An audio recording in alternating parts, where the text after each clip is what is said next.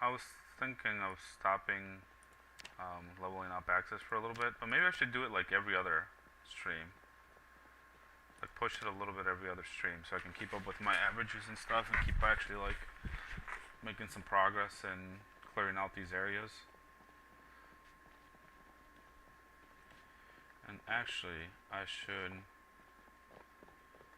go down to this just because it's the edge. I know there's way more zombies down that way.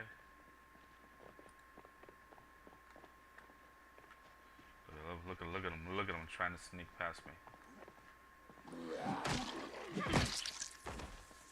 Plus, if I keep pushing, if I just keep pushing with stone maces, I've been playing a lot of League today, so the controllers feel a little off to me right now. And it's not anything that actually wrong with the controllers. It's just when you, I don't know if it happens to some of y'all, but when you play one particular game and then go to a different game, like your muscle memory gets stuck in the first game you were playing.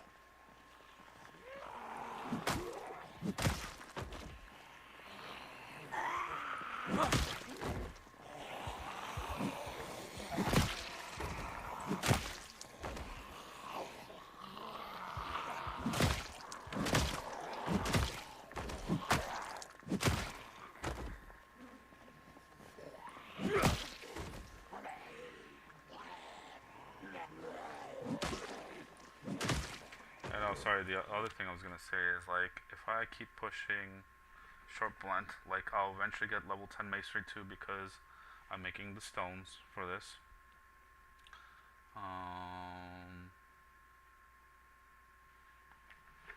Forging really doesn't make much of a difference. In this carpentry.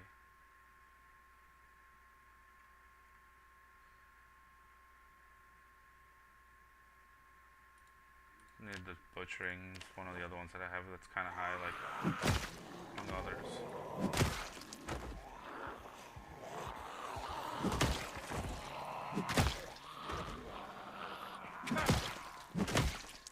Let me fix my stance here because I'm kind of uncomfortable. I need to, my chair lowers a little bit from where it should be. Jesus. And my keyboard.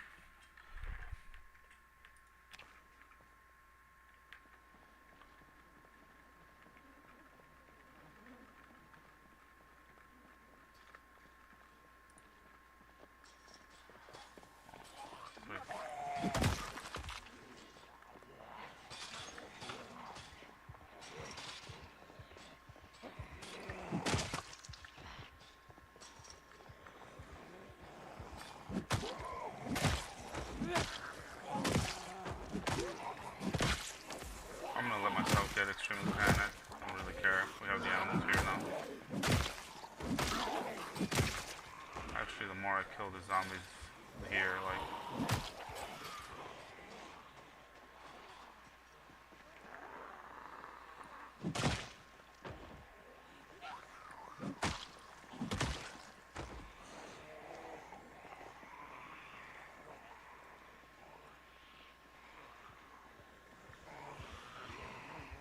For some reason, it went down super fast one day too, even though I had gotten extremely panicked. So I'm trying, like now that I remember that, I'm thinking like, oh, maybe I continue to test this.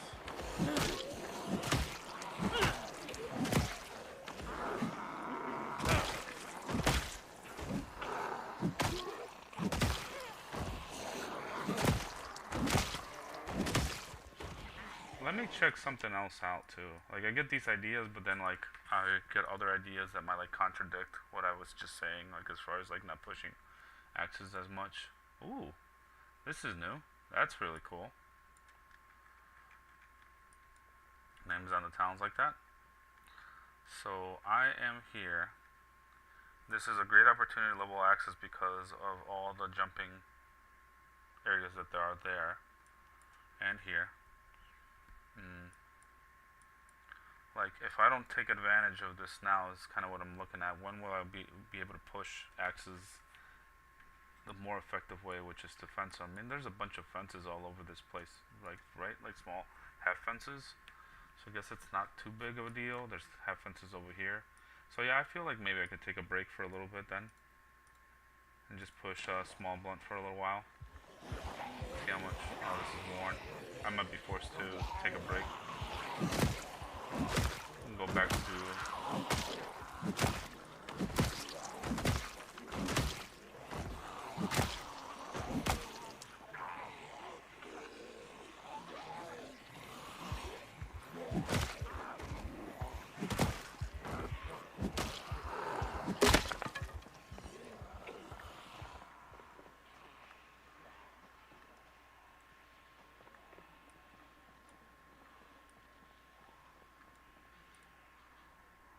put it down, but then I moved.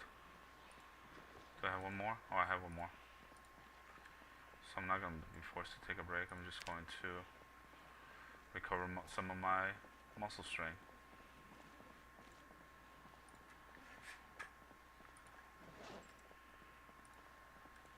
Put this. Oh no, I had already put it in the back. Hold on. I'm doing a lot here. There seems I just need to buy a new like mouse pad or something, because a lot of times it feels like there's like dirt in there and stuff, and I don't want all of a sudden to like have that get me killed somehow, because I'm not actually dragging the mouse to where I want it to be.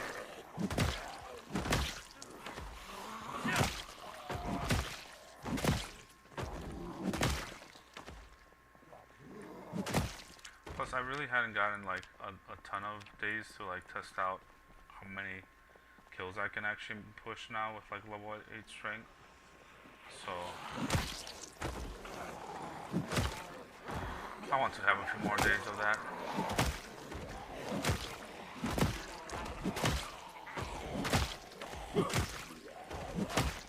Hey! I haven't yelled a little bit very frequently too, and I feel like yelling and drawing the zombies closer to up here is going to help me in future days, like not have to run as much. We'll be thin and probably still have to run, but Hey! I didn't see him on there.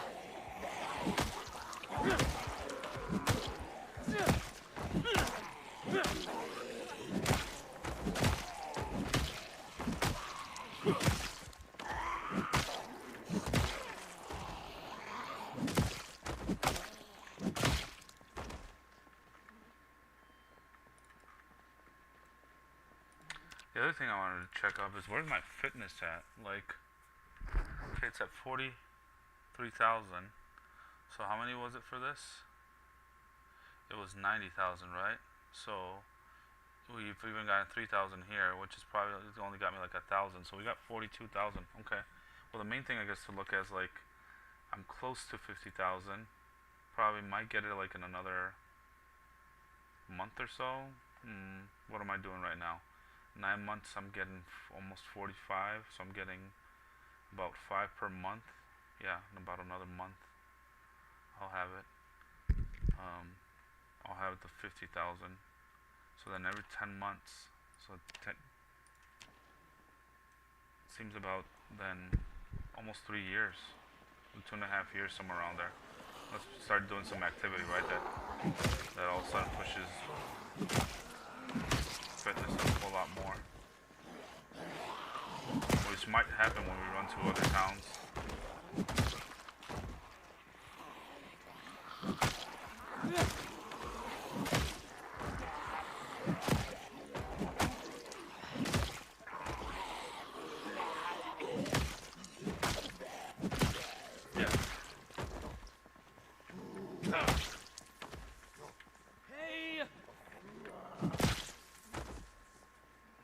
At the end of the day, depending on how many zombies I pushed, I might like blow the whistle over here to draw them in closer.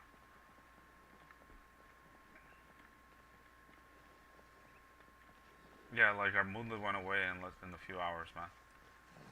In a couple hours, while I was killing these zombies. I could go check over here too, but I'm not going to, or the cars. Or they already opened the thing for me, but that doesn't mean anything. The doors is what I meant by thing.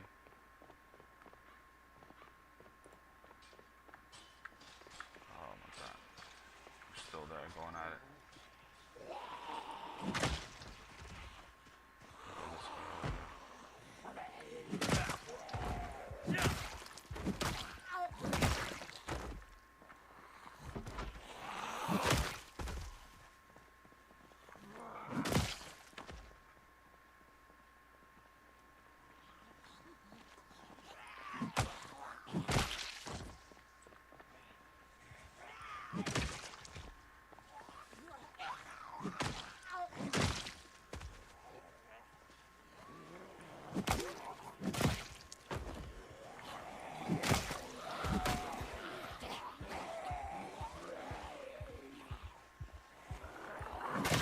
I do feel a little bit faster at 7 right now.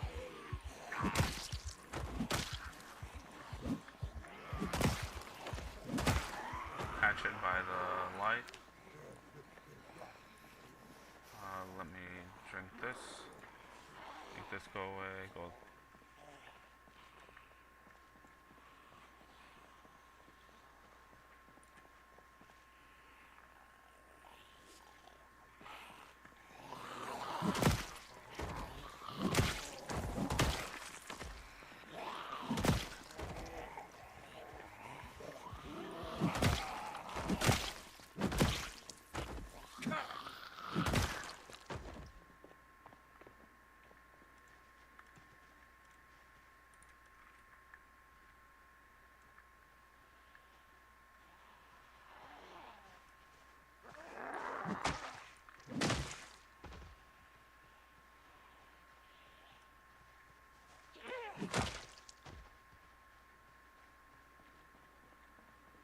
Is that one inside or outside? And it's outside, right? Just looks funny that way.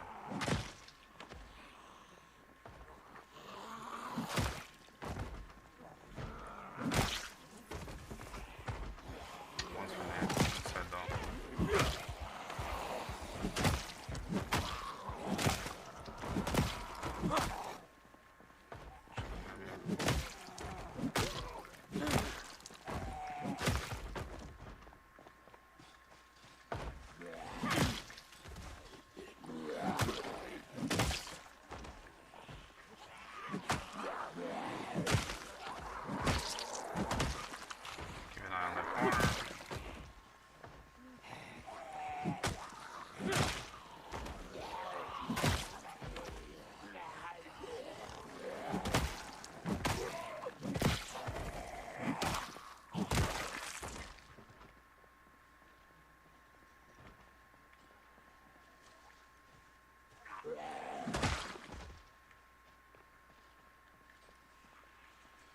There's only still a couple over there, but now there's a bunch over here.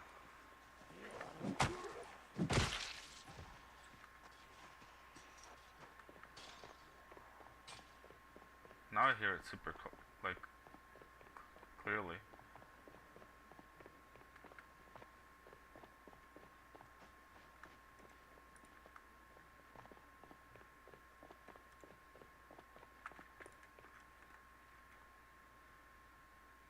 Push for another hour.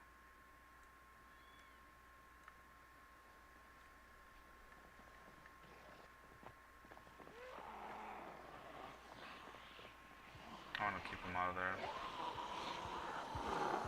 Yeah.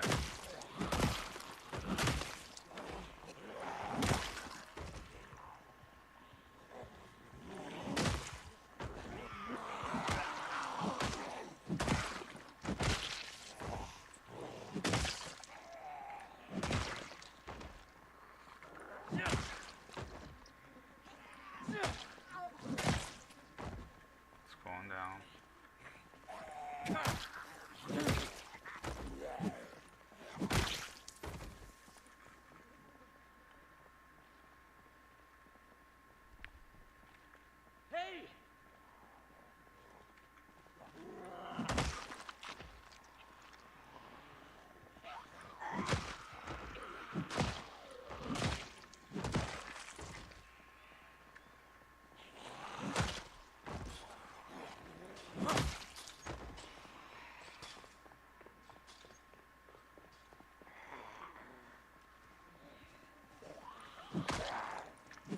Oh wow, they did break this half fence here.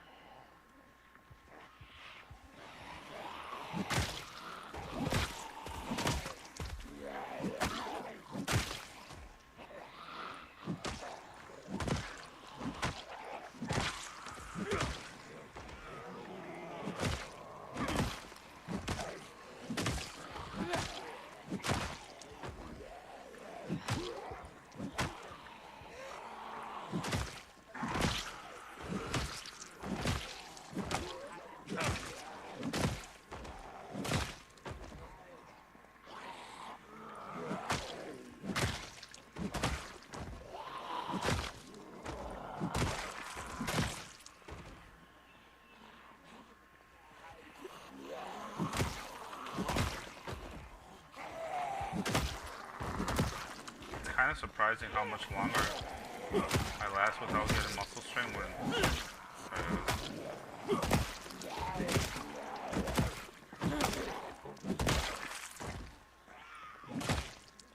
when I go from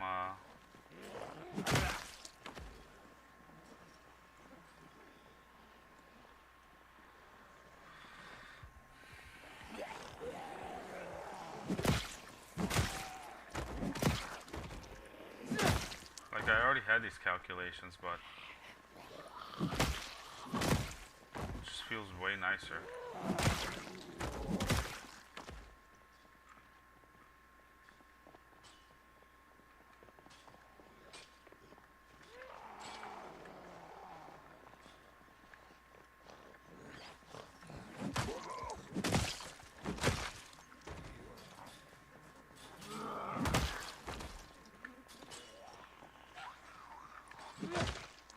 We can kill them over here. They're not any closer to that.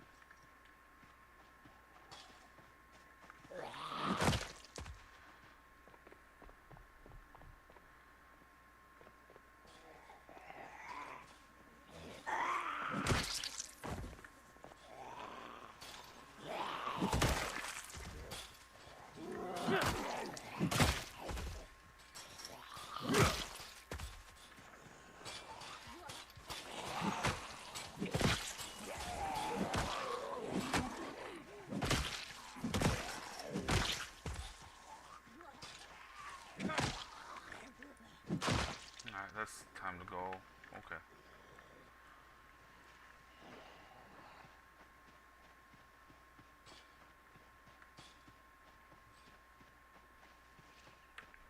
I'm gonna be so happy when I'm done with this area that has strength. Let me check too the rest of the map over here. See how many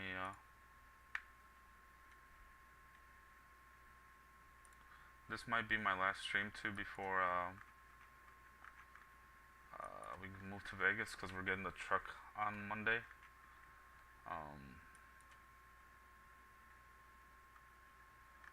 This one, these aren't tall. Usually houses don't have tall fences unless they're like in a gated community. Yeah, none of those are tall. That's not tall. Oh, there's some tall ones over here. And tall ones there, and tall ones there. Yeah. That's the one bad thing about Irvington, I guess. There's a few tall fences. It can get annoying for zombies, but it's not even a big deal. It's just since I'm a person who doesn't have like to have negative mood that's out there, I make it a big deal.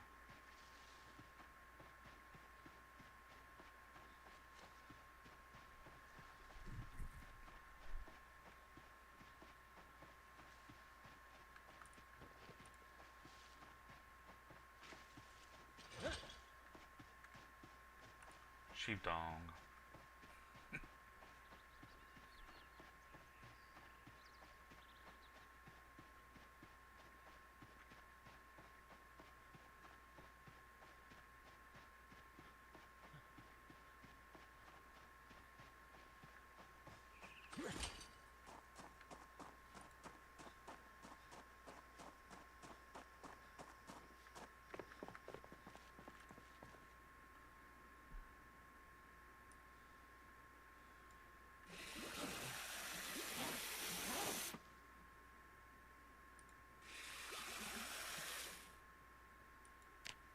Say that sounded like it was almost empty. The other thing I want to do is let's empty my backpack first. Drop these here.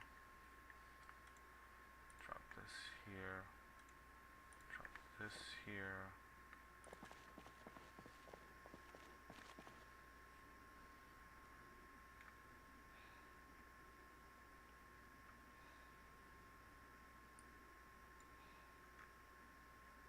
Kind of just start putting these all here all together.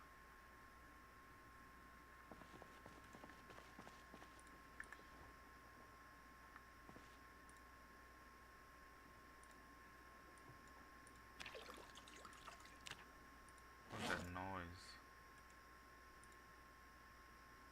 When it's this low, I like to keep it out here. Oh, yeah, because it's gonna get shrink any soon anyway too.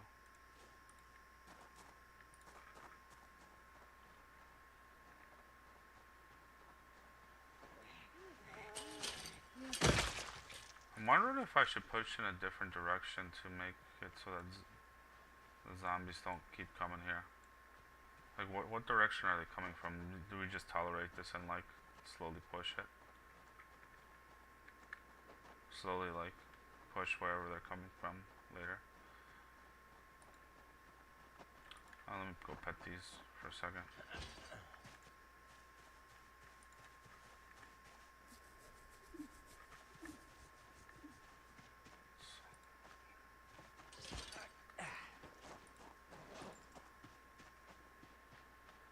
Also pick up some rocks over here. I definitely feel the difference in speed now. No.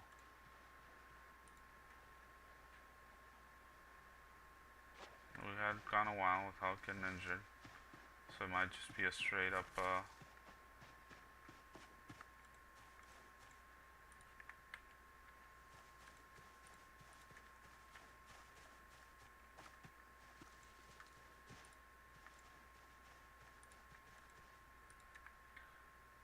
crafting day.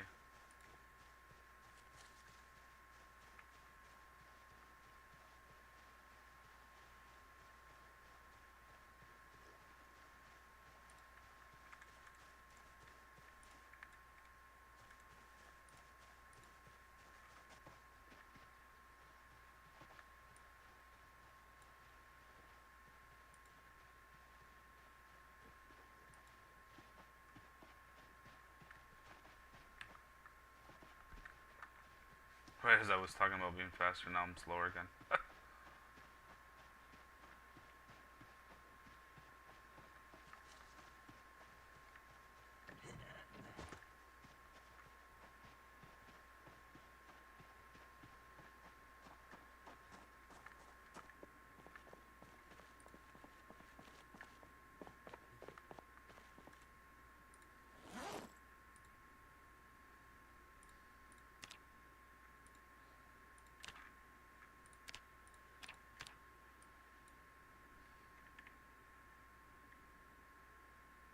Did we finish that last one?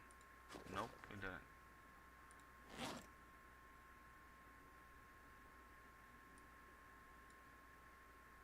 So where is it then?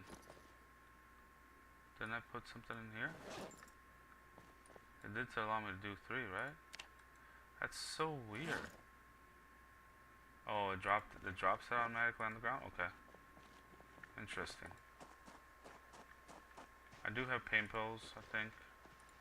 Yeah, pain pills right here. So we'll take this as soon as we're done taking a shower.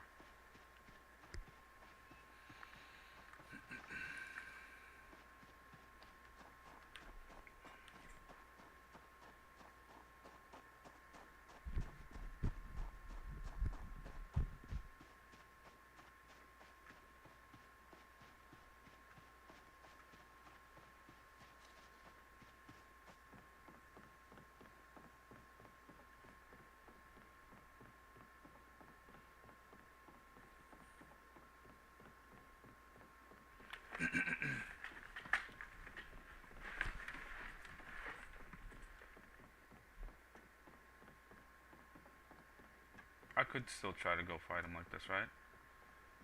Doesn't really affect my my nimble.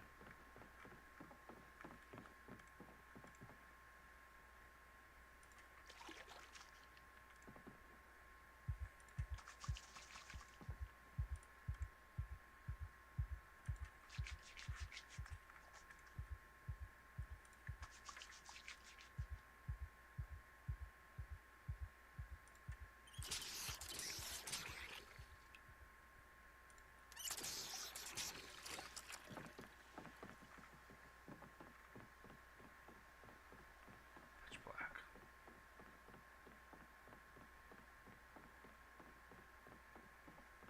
We're getting close to summer here. It's a couple months off, like.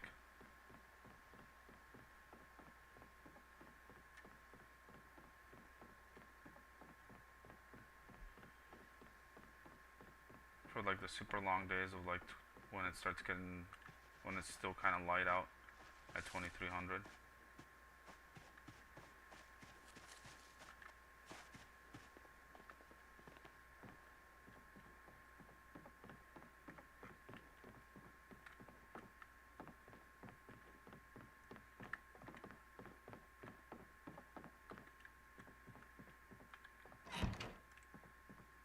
Oh, that's right. We gotta take these.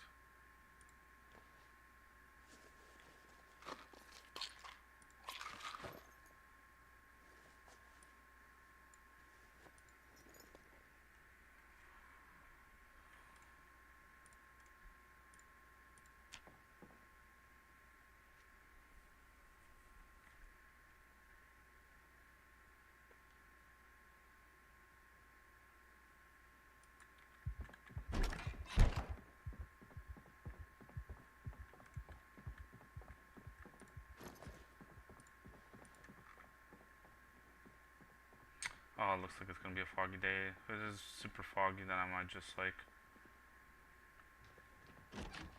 yeah, let's just do some base. I was gonna try to just push it with killing zombies with like, even despite my injury.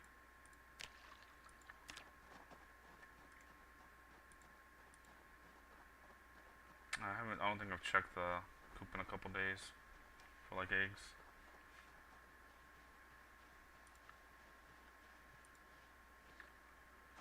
I know I have some eggs over there that I could cook.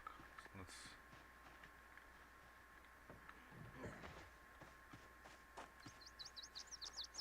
I cleaned it recently.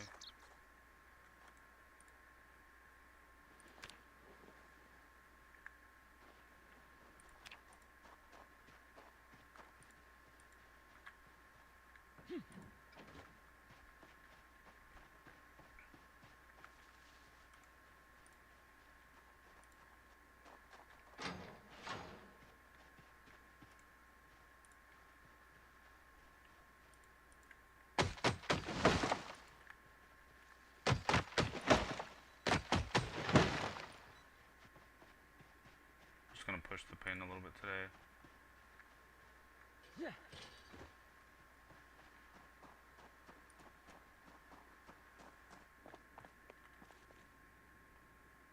Burnt?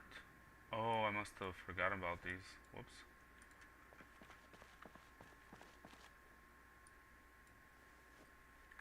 No, not the axe. The eggs.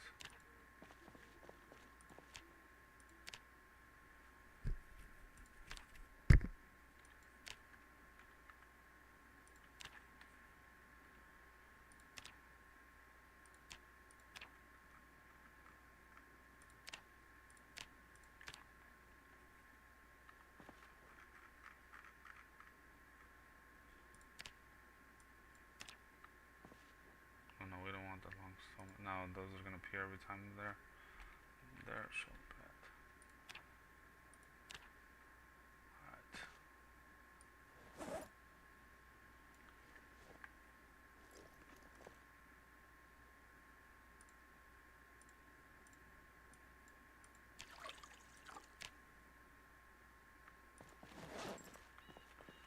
Keep drinking this. Where's my weight? I haven't checked in a few days. 78.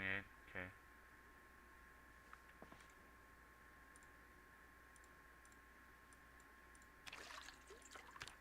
I'm gonna drop this over here because I also have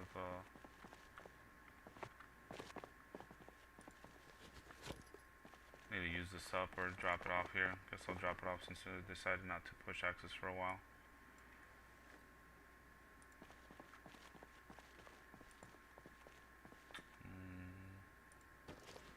Guess let's go grab a bunch of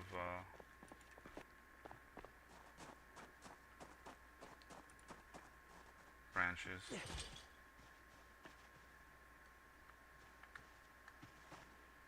Pine cone. Where did those come from? But I know the trees, but like I've never seen that before.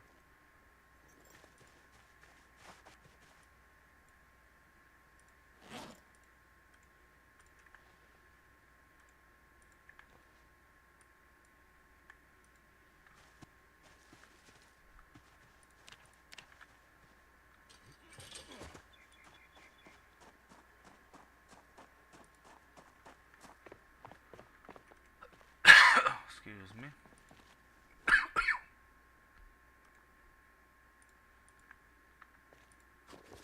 It's not even that foggy, right?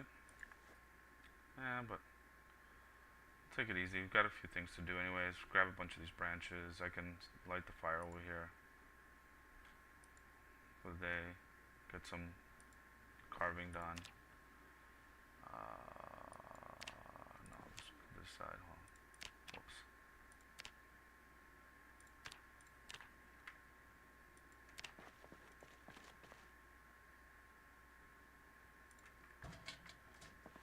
Forgot we had some cooking fire there. Oops. Clicked the wrong thing.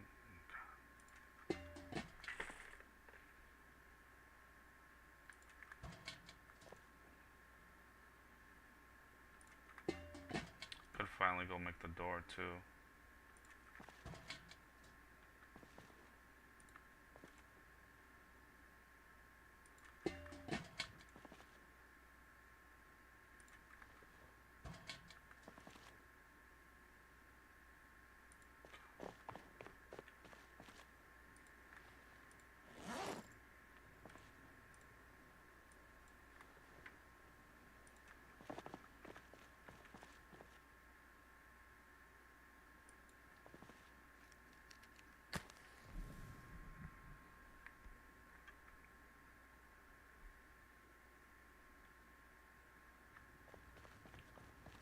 Thank you for working right away.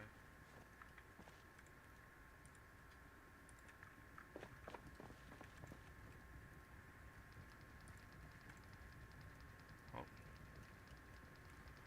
forgot about those.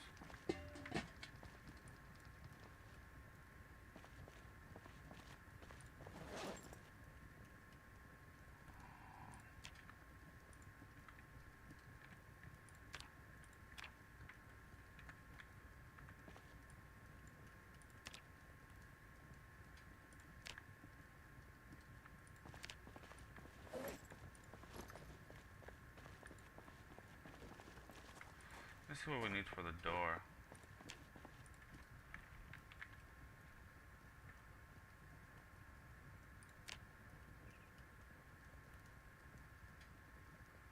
I think I have that. The frags mainly is what I'm worried about.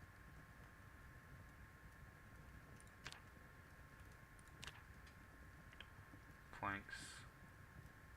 Nails. I have nails, I think.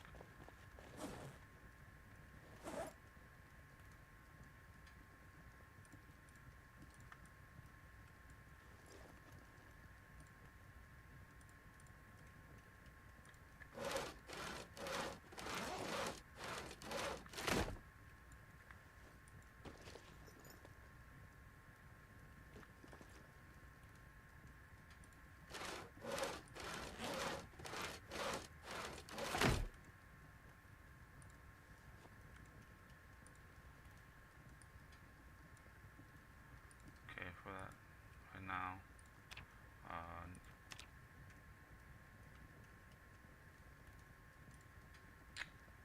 Where are door hinge number 1?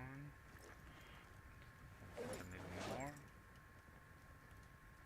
Door hinge number 2. Maybe I already put it over there. actually have the door handle. I've thrown away tons of door handles.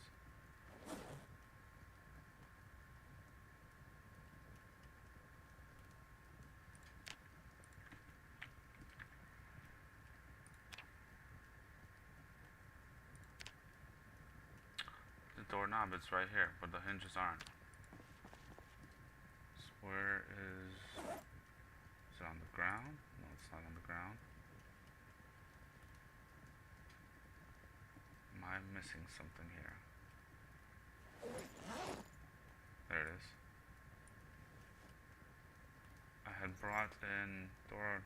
Oh, maybe the hinges are already over there. Okay. Besides that, door. Planks. Just need the hinges. I think I have to take the hammer with me.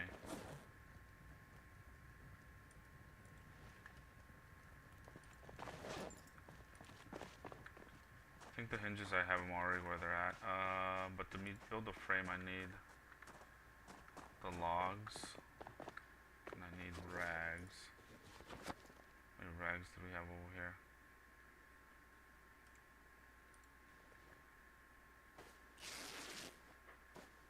There we go. It's definitely enough rags. Now I need the...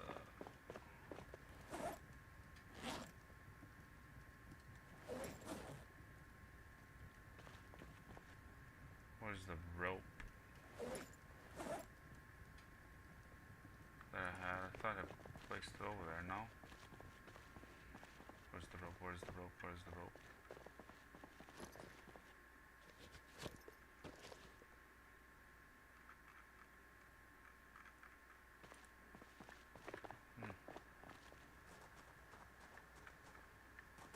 I would put it here, right?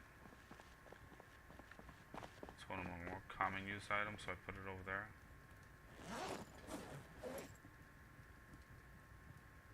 Rubber hose, not there. Should be over here. Okay, here it is. Only two of these.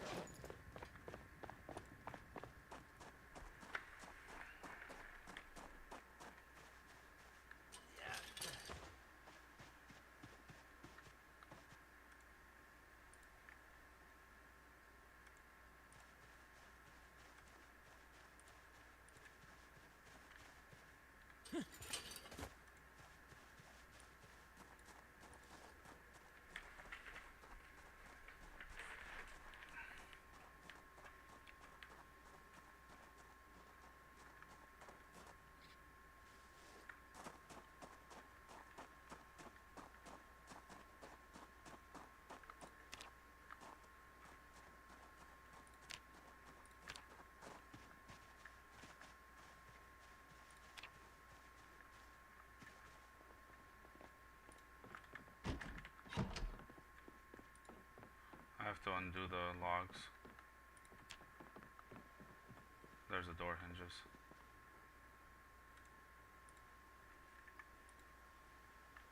I can even put on this. Let's be looking outward.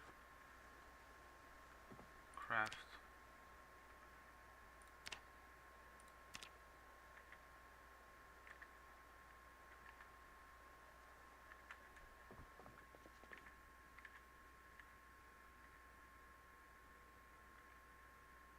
I can't put it there because there's... Oh wait, there's already a door frame. Duh. Whoops. Chris, you silly man. Let's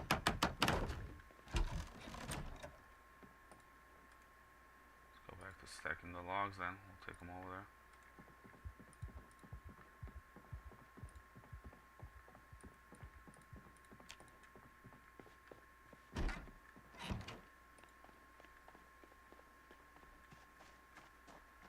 Need more hinges for the back ones. I don't have enough for those.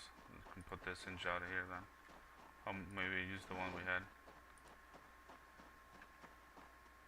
And left the other one over there. Try to remember that.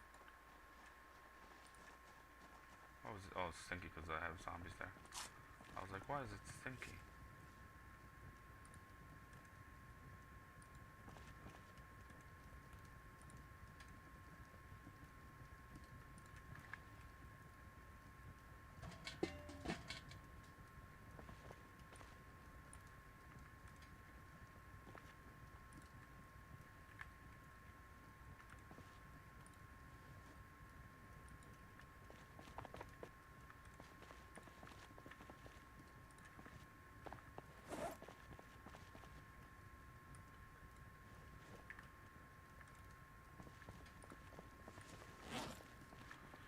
Fill up the waters too. Yeah, so it's actually a pretty good day to like do the stuff.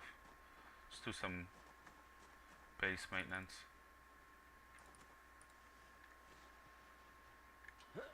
This will clear up a nice area in this corner now by doing these trees. I'll do a few more later on.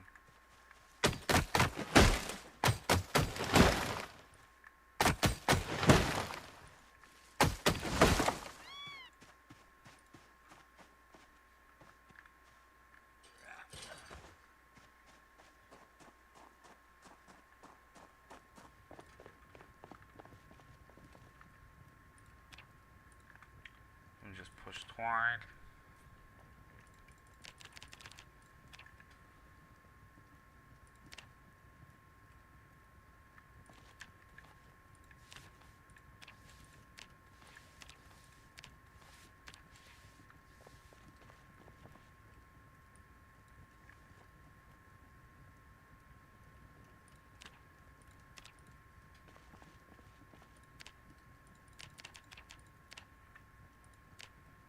Oh, we're not in pain. As soon as we're not in pain, we go chop, so it should be like 7 and 7. 7 and then chop, 7 and then chop.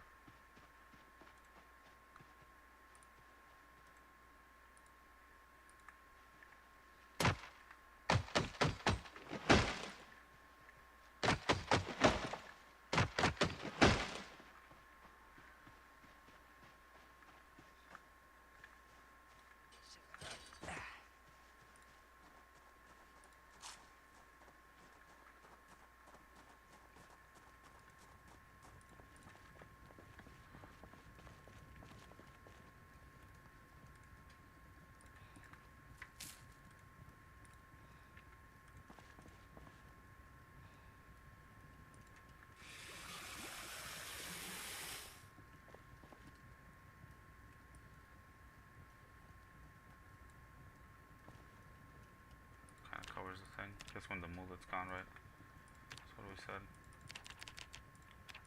Seems... Nope. Don't want 100 of them.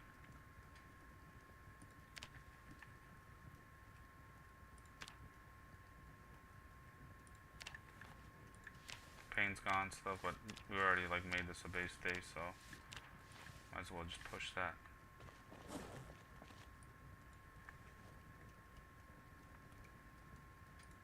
It's good to have these every once in a while. You get to do the little tasks you had in your mind.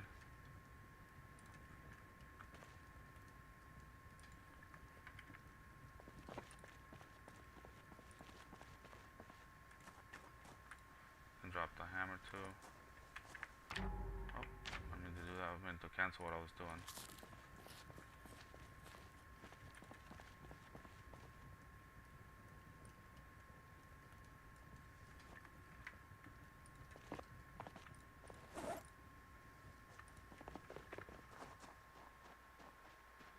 Hours. Let me put more fire in that actually before we head out. Might take a while to chop or to fill the bottles up, so.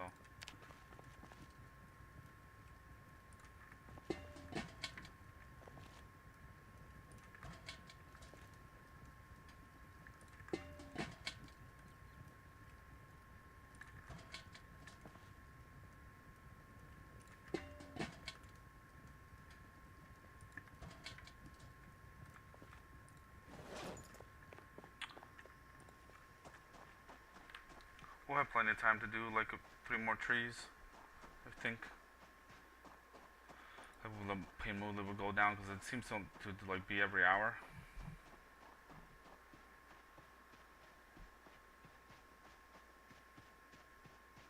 If I was able to do 102, let me see, tailoring, 2,000 more. Yeah, the thing with pushing the tailoring nade is a whole big project. And I'm not even needing like that backpack that dire, so we'll just keep pushing it slowly.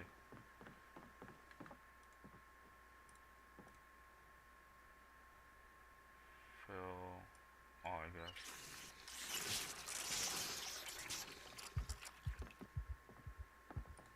I don't even need those, so I can drop those too.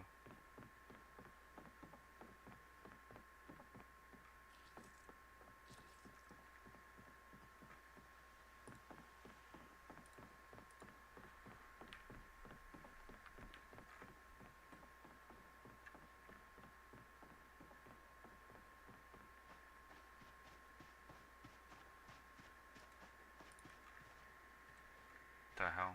It's one of those ambient noises that gets me. Annoys the heck out of me.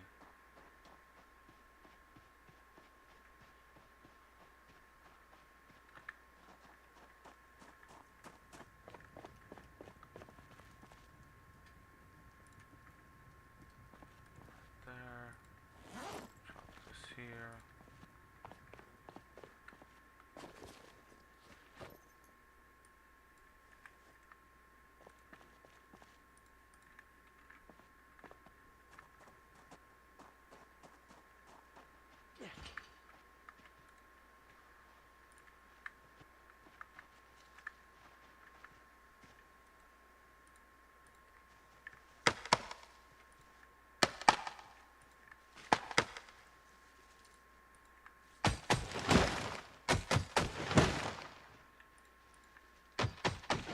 Since this will be the last time we cut trees, let's push a few more.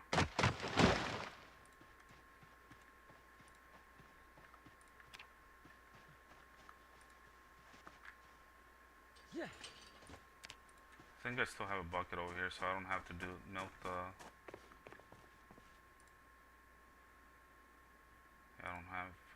There it is. Oh.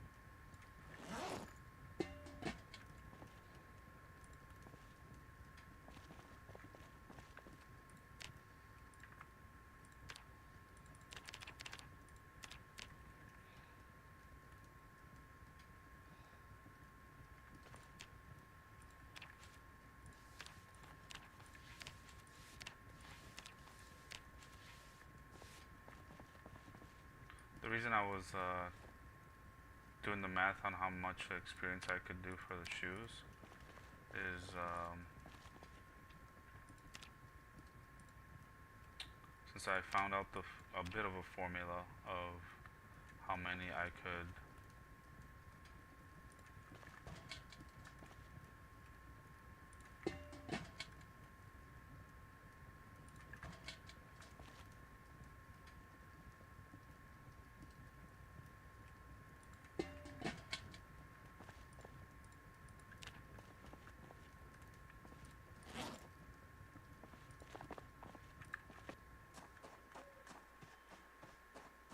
since I found out the formula of like that I could chop like 4 or 5 trees, go do some twine, chop 4 or 5 trees.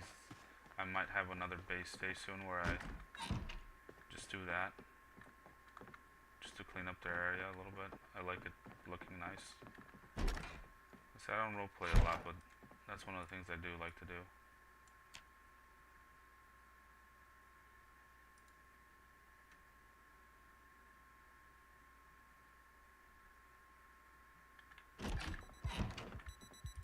Minutes run. Try to keep that fire going. Run, sprint. Sprint.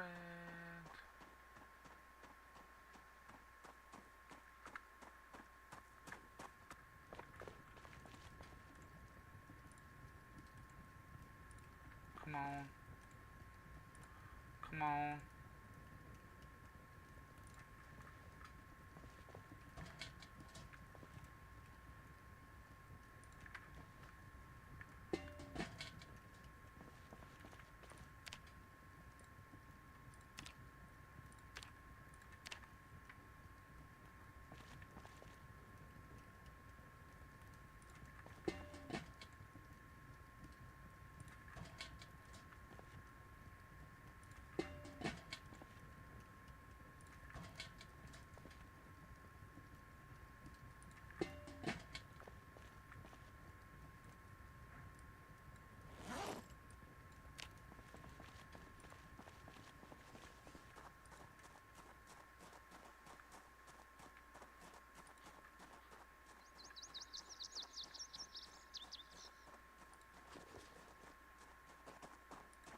a little bit. And we can recover the stamina while after we load up.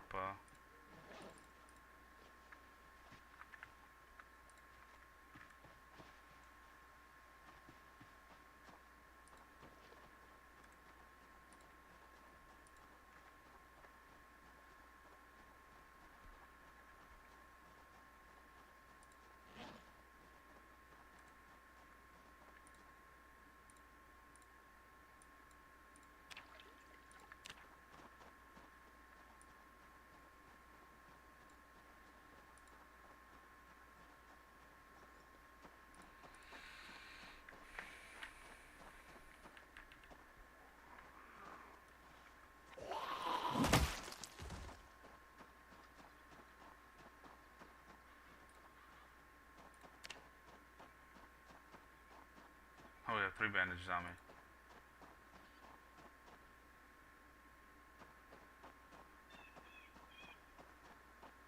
And they're on the right leg. The right side. Even the groin one's on the right side. That's hilarious.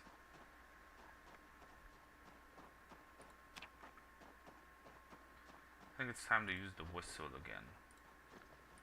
So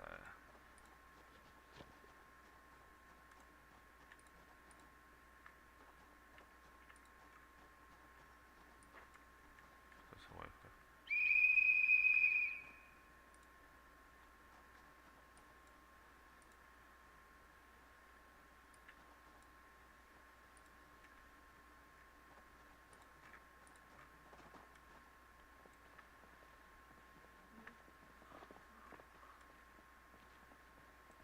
Not from up there.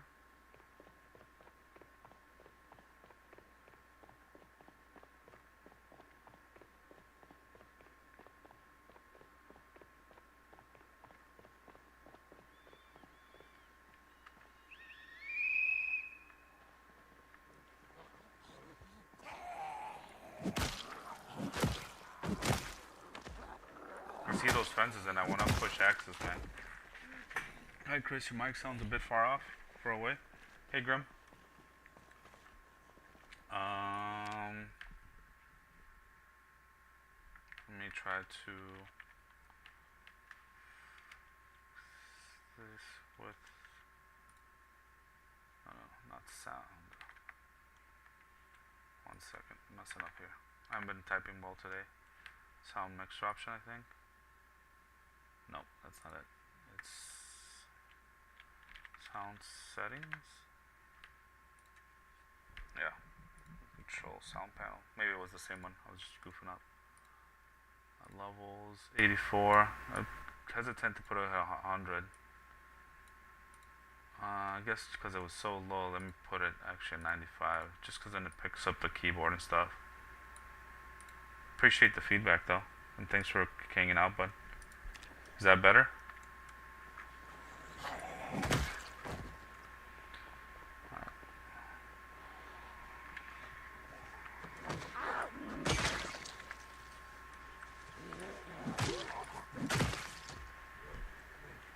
Pretty good now. Alright, it doesn't pick up like the whatchamacallit, the keyboard and stuff.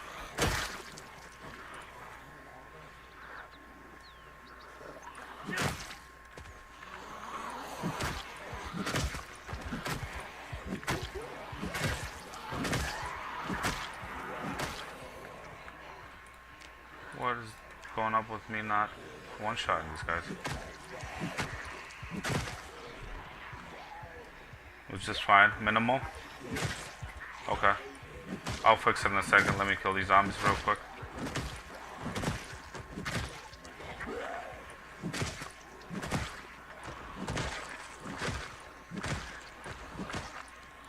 I hear one behind me. Yep.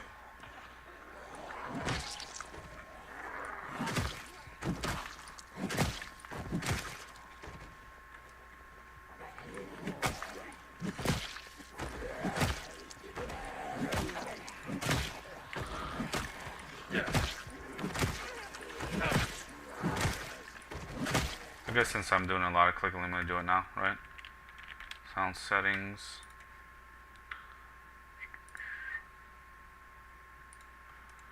Recording properties, levels, and 90. How's your day, by the way, Grim?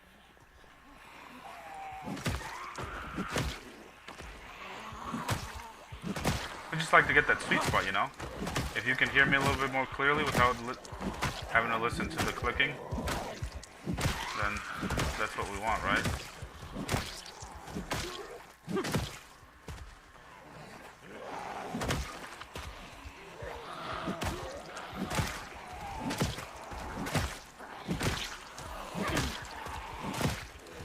As long as they don't push, they're probably going to.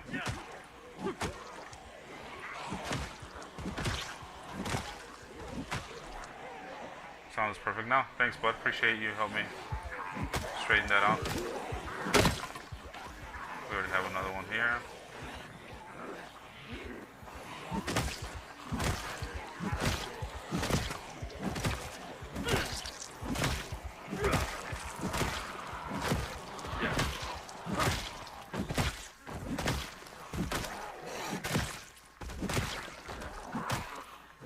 Do you play the rat race?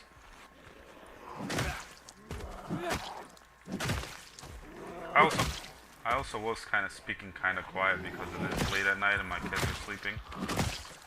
So that might have something to do with it. You know, having somebody chat with you when I normally don't gets people usually a little bit more excited too about talking. So I'll look at these guys again. 1 second, I saw that you typed, but my day's going well. Planning on doing some highlight footage from 4 hours of Humanity. Dude, you play that? I play that too. 1 second. Here, let me... Steam now. Library. I don't have a lot of hours in that. I have 2,300 hours in Zomboid and 17 hours in Humanity. I had one playthrough where I had like a few things going, base and stuff like that in a PvP server. You love the game? Yeah, I'm keeping up with it, bro. I eventually might go to it, you know, because I see that they're doing some good things to that game too. If I ever get too upset, like if I lose this playthrough in Zomboid, I might just go to like that one.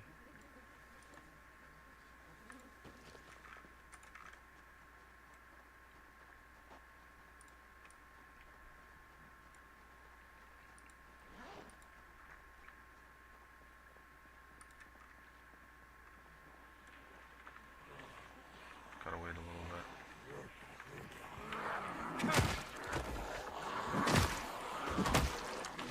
I don't think my muscle strain's gone down yet. Like not completely. It's still kind of there. So before we whistle again, I'm gonna let that go down.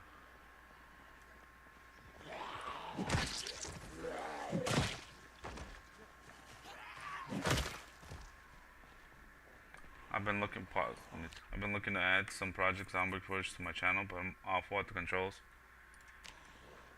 I forgot what the controls for Humanity are like. Aren't they fairly similar to Project Zomboid?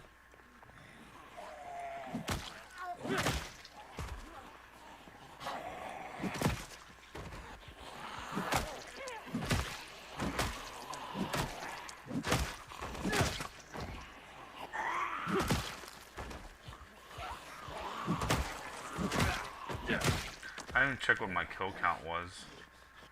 I want to see how many zombies I'm killing per day now, because I recently got a level up in strength. I'm level 8 strength now with my character here, which takes a lot to level up. I mean, I started with level 7, and I just got it like a few days ago, like almost right around 9 months.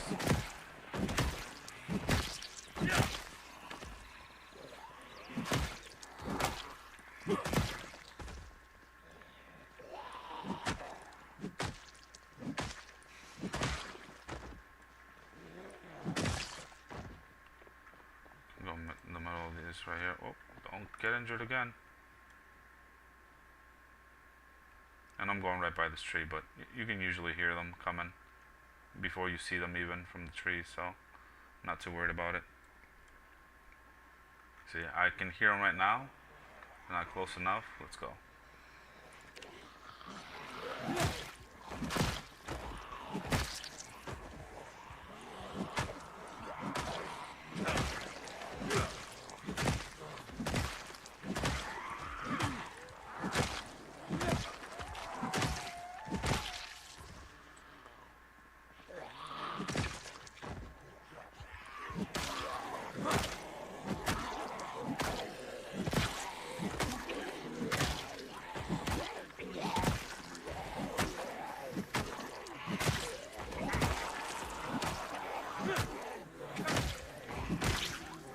I feel like I'm gonna get muscle strain soon, so let me just back off for a little bit. Go this way so they don't go up against the fence here. Now from my experience, it's more like isometric shooter.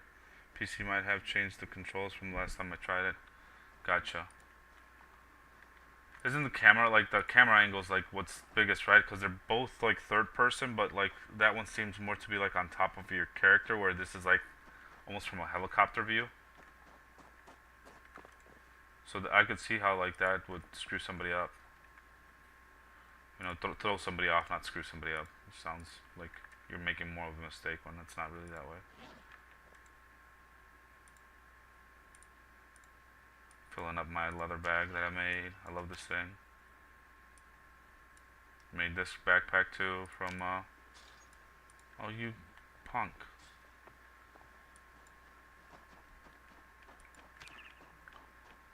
Slowly pushing level 8 tailoring too, which allows me to end crafting like the last, or have the, yeah. 1 second. I have the large rack going with the skin of a cow, so when it's done, I'll be able to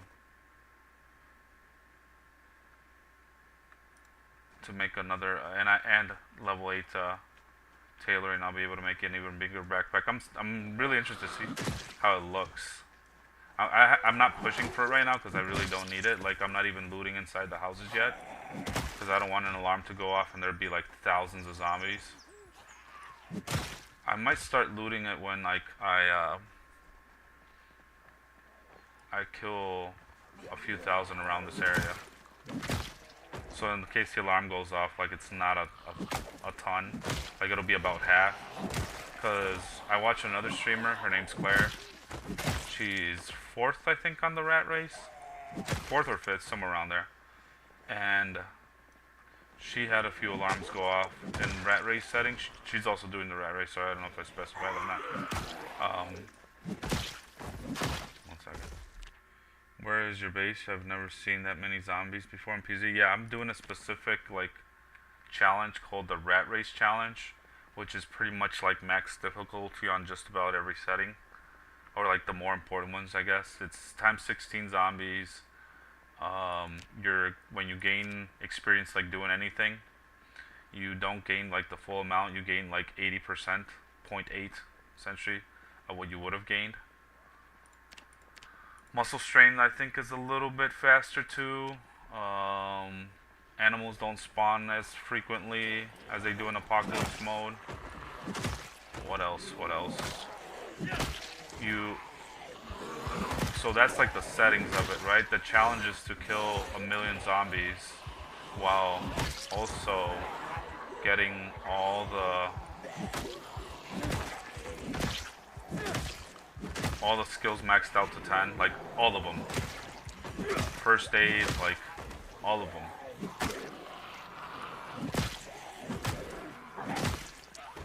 And then you have to like clear the military base. I think I hear one behind me. Yeah, to the side of me. Clear the military base. Do like 12 outposts in churches throughout the. Which they might remove the 12 outpost thing. I don't know.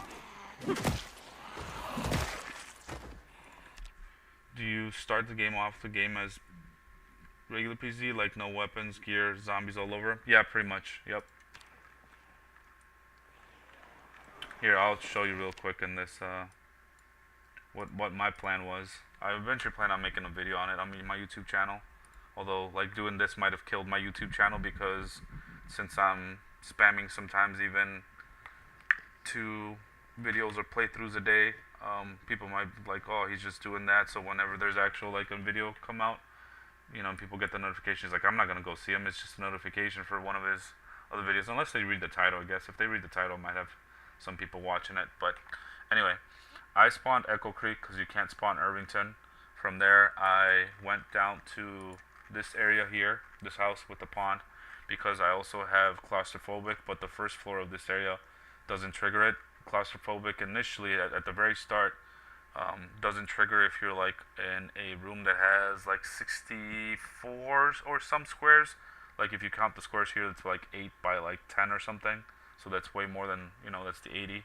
And as time progresses, the claustrophobic thing goes down. Like you can actually even go into a closet and have your guy not panic. I also have fear of blood, so being close to the pond there helps me out. What my plan is to come here to this kettle farm and then like come to where my base is. I'll show you to you in a second. It's not anything special. I literally haven't I constructed like a little room back here where this well is. I can show you when I'm back at my base at the end of the day. Just so that if you make the room, it was mainly for like winter, and I'll hopefully, if my character lasts that long, I'll have more winters come along, where I will keep using that room. And I'm even eventually gonna make a path here, but that'll probably be closer as we get to winter, approaching winter, when I go hunt down all the clay that I need, or forage, not hunt down all the clay. I could probably even do it right now, soon. I guess I should have done it before I submitted my thing, just so I would have got another like level 10 skill. So the thing that I'm referring to is submitting. When I say submitting, is this list. You have to fill up a thing on Discord that you notify the person who keeps track of this, what your progress is going. This is me. I'm at 7th right now. But my average is what I look at. The top person. If we were going by average kills per day, I would be like what, 1, 2, 3, 4, 5th. I would be 5th. Although all sorts of things could be different. Like since she's at 1 year, 1 month, or 7 months, she could have it closer to like level 9 strength or something, and then all of a sudden like her average could go up. This is the person I was talking about that I like review. But anyway, sorry if I go off on a little tangent like that. But yeah, if I would have pushed forging and looking for the clay, I would have had another skill maxed out, because my forging is almost there. I need like less than 700 points, which isn't like hard at all for forging, especially because I have the 75 bonus experience thing. Almost there with masonry, but the three that I have right now are maintenance, short blunt, and carving. So I'm close to getting like another 2, and then I can upgrade that. I might do it when I get both of those again. No, not that one. This is a little cheat sheet that I had to figure out metalworking.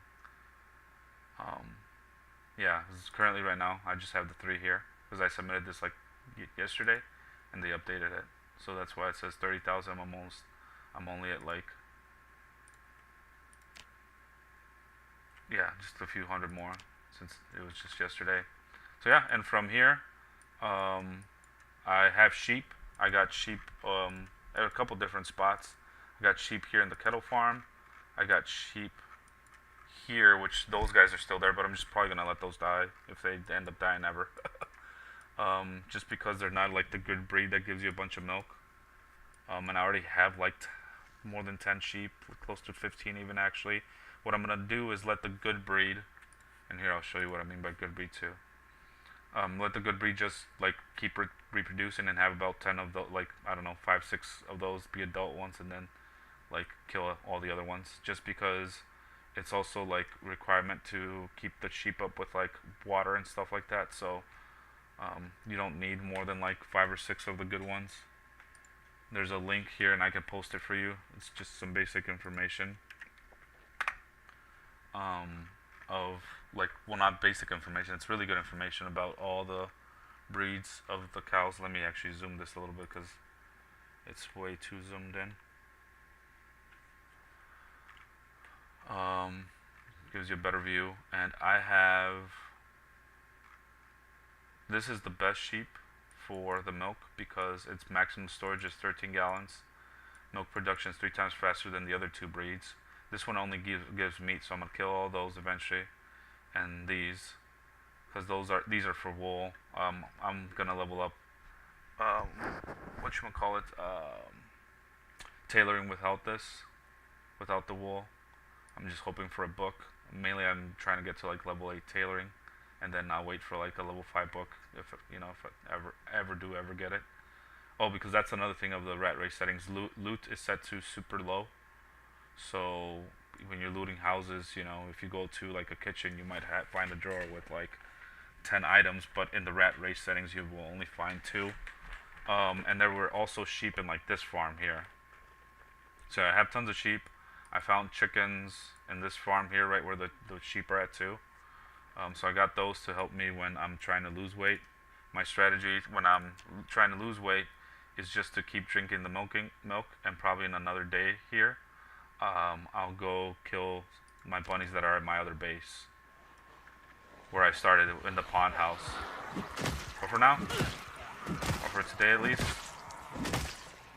I could make just butter from the ones I have here, but I kind of want to kill off the bunnies because I like keeping a clean game file, and what that means is like throwing all kind of like the trash away, just so your game file doesn't have more information to store and it doesn't end up like crashing on you.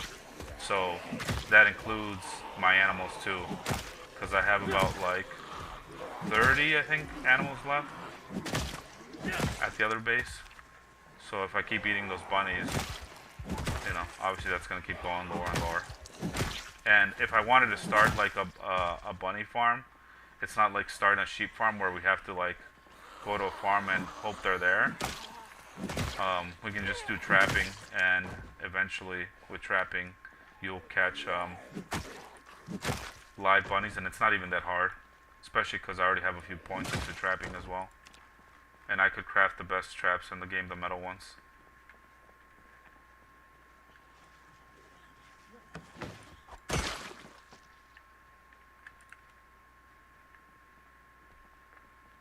So, yeah.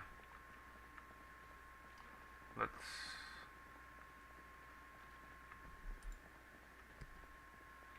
If you have any questions about the game, don't hesitate to ask.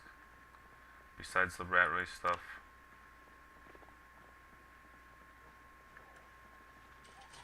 Again, I was gonna wait for my muscle strain to go down, just so I could make another strong push, or I don't get muscle strain. The next level muscle strain. Like, yeah, essentially the pain movement up here.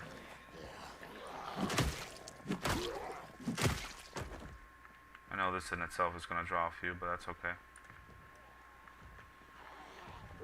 Oh, they're banging on these doors or those walls over there, so I need to get away from that. So let me actually just... Hey.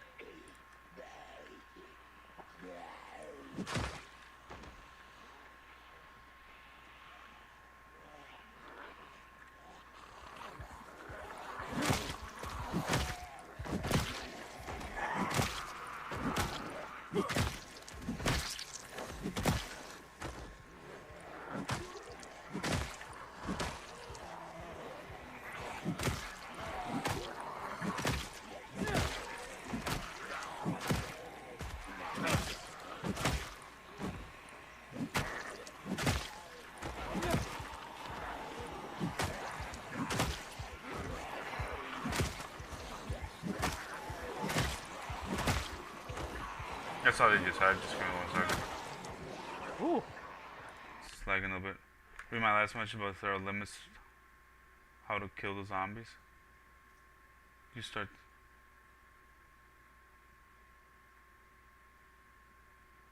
I didn't see that last message. The message that I saw is, do you start the game off the same as regular PZ game with like no weapons, gear, and zombies all over? Yeah. I didn't see anything in between this one. Oh, sorry, before that. Not from Xmores, like, yeah, you can set it all. Oh, that was about the that was about the camera on humanity.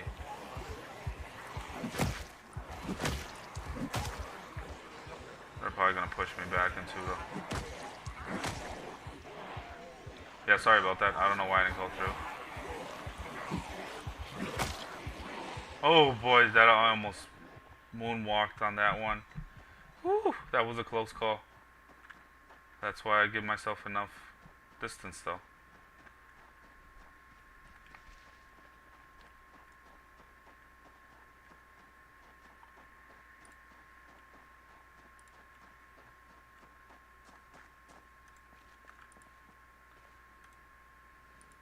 Even though I don't have the moodlet for being hungry, we just do it now, obviously, because we're chilling. Oh my god. These punks, man.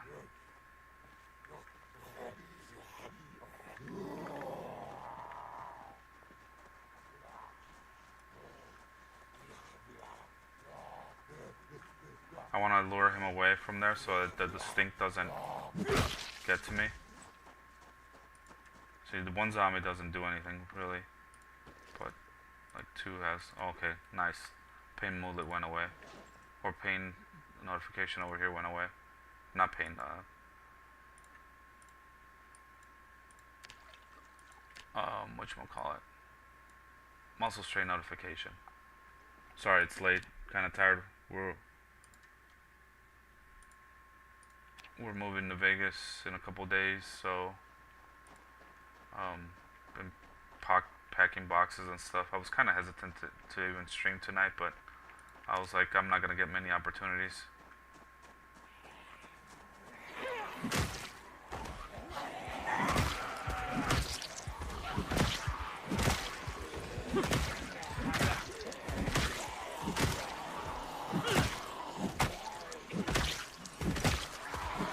One second, I saw your message.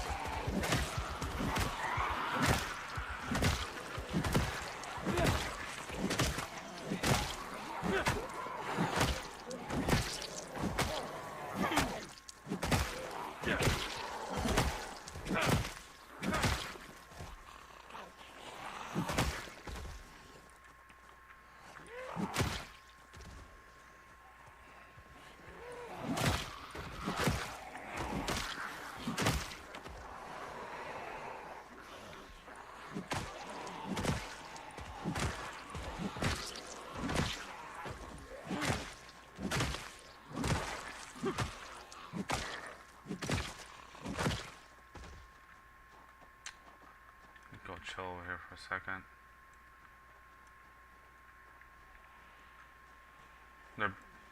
I guess let me read your message too. No, I can't. About making an armored car and just running the zombies over.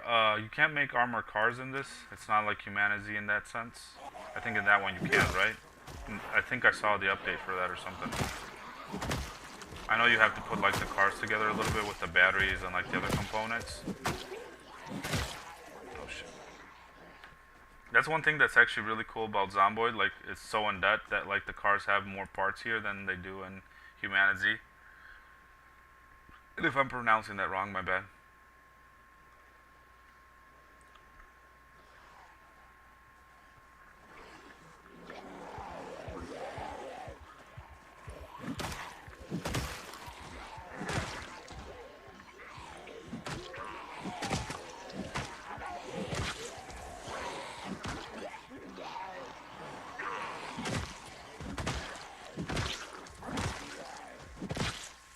I don't know why killing zombies makes your agitation go low. It's so interesting.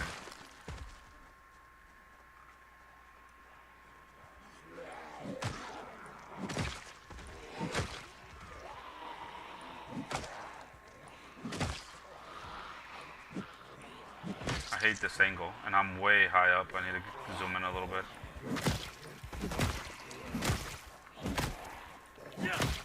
Don't forget to do this too, by the way. Zoom in, it gives you, obviously, a closer perspective of zombies. No, I keep getting lungs, but it's because they don't keep letting me rest for long times. I could, like, run further away, but...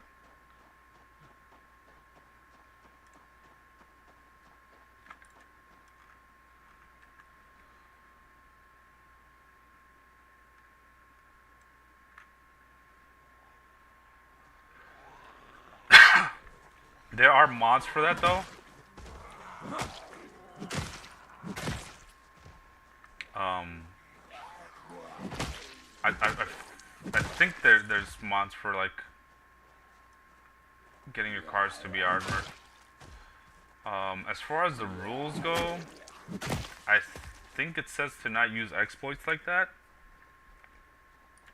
Yeah, the last update made the game incredibly fun. Running down hordes and not worrying about the car breaking down takes your agitation because you probably get in the zone. Yeah.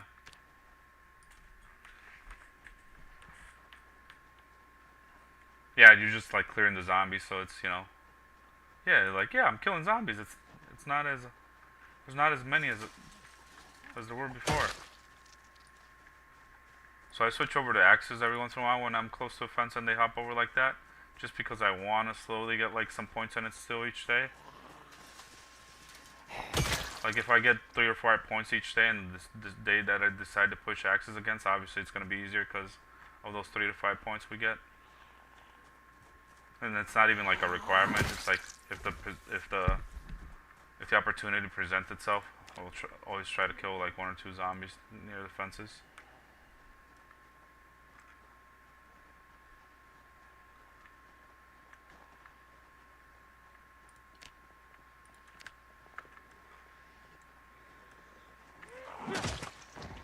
I was thinking about doing that now, like killing more zombies with the axe, but like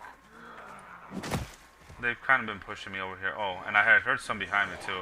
I had heard these punks. I was just wondering where they were at. I didn't bother to look for them because I'm like, oh, they'll eventually come about.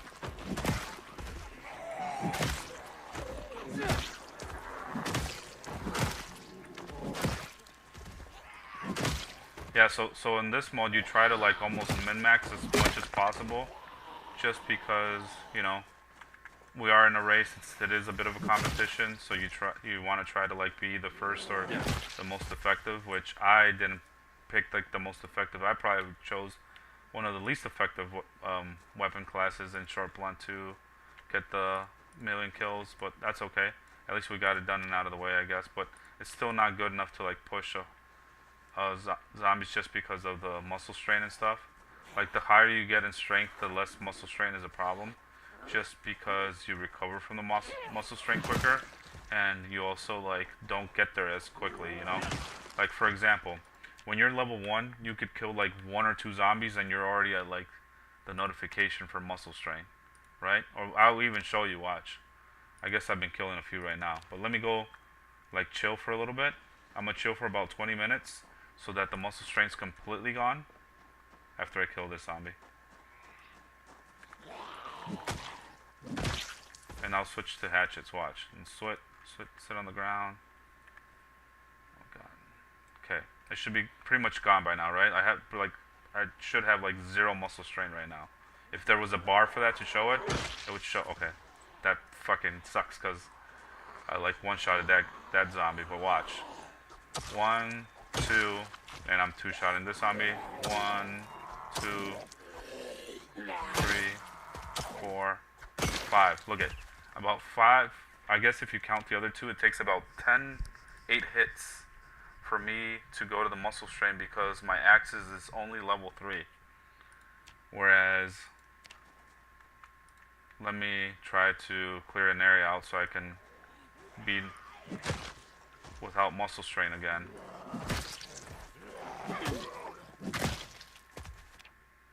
Do they play in solo or PvP in these type of games? I'm usually a PvP player just because I come from like a League of Legends quote-unquote background. So yeah, I like that aspect. I placed in the top 2 percentile in League of Legends when it was like kind of at its peak, around like 2016 or 2017. I don't know, it's been almost a decade since that, so I'm not as good as I used to be, at least like relative to other players. So playing a game like this is kind of like way easier. You know, you click and then you just kind of have to hit the button and the button does the work for you. Alright, so let me take a little bit more of a break again. just to show you that like the muscle strain is really gone. We got hungry anyway, so let's drink our milk.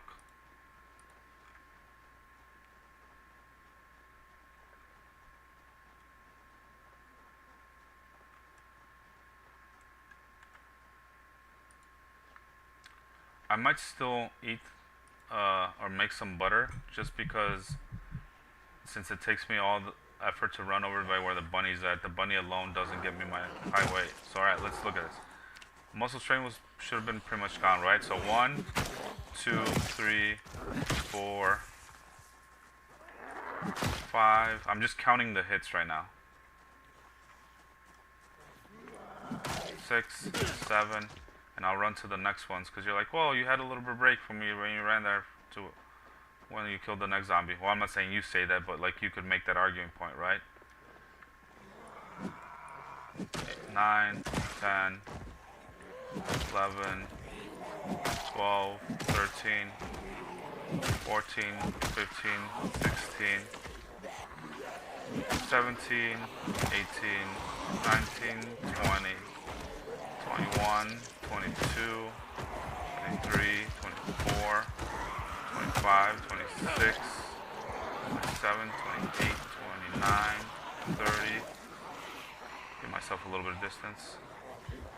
31, 32, 33, 34, 35, 36, 37, 38, 39, 40, 41, 42, 43, 44, 45, 46, 47, almost 50 hits.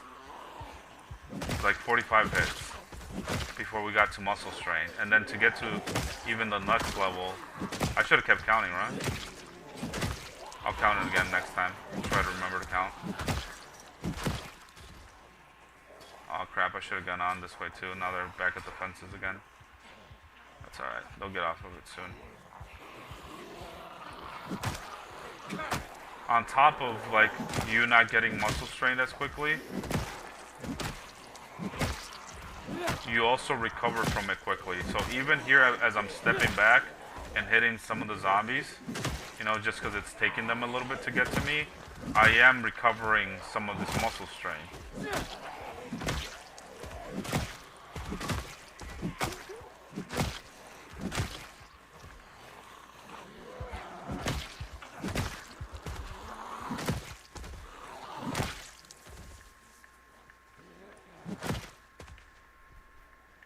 One second, I saw that you sent this.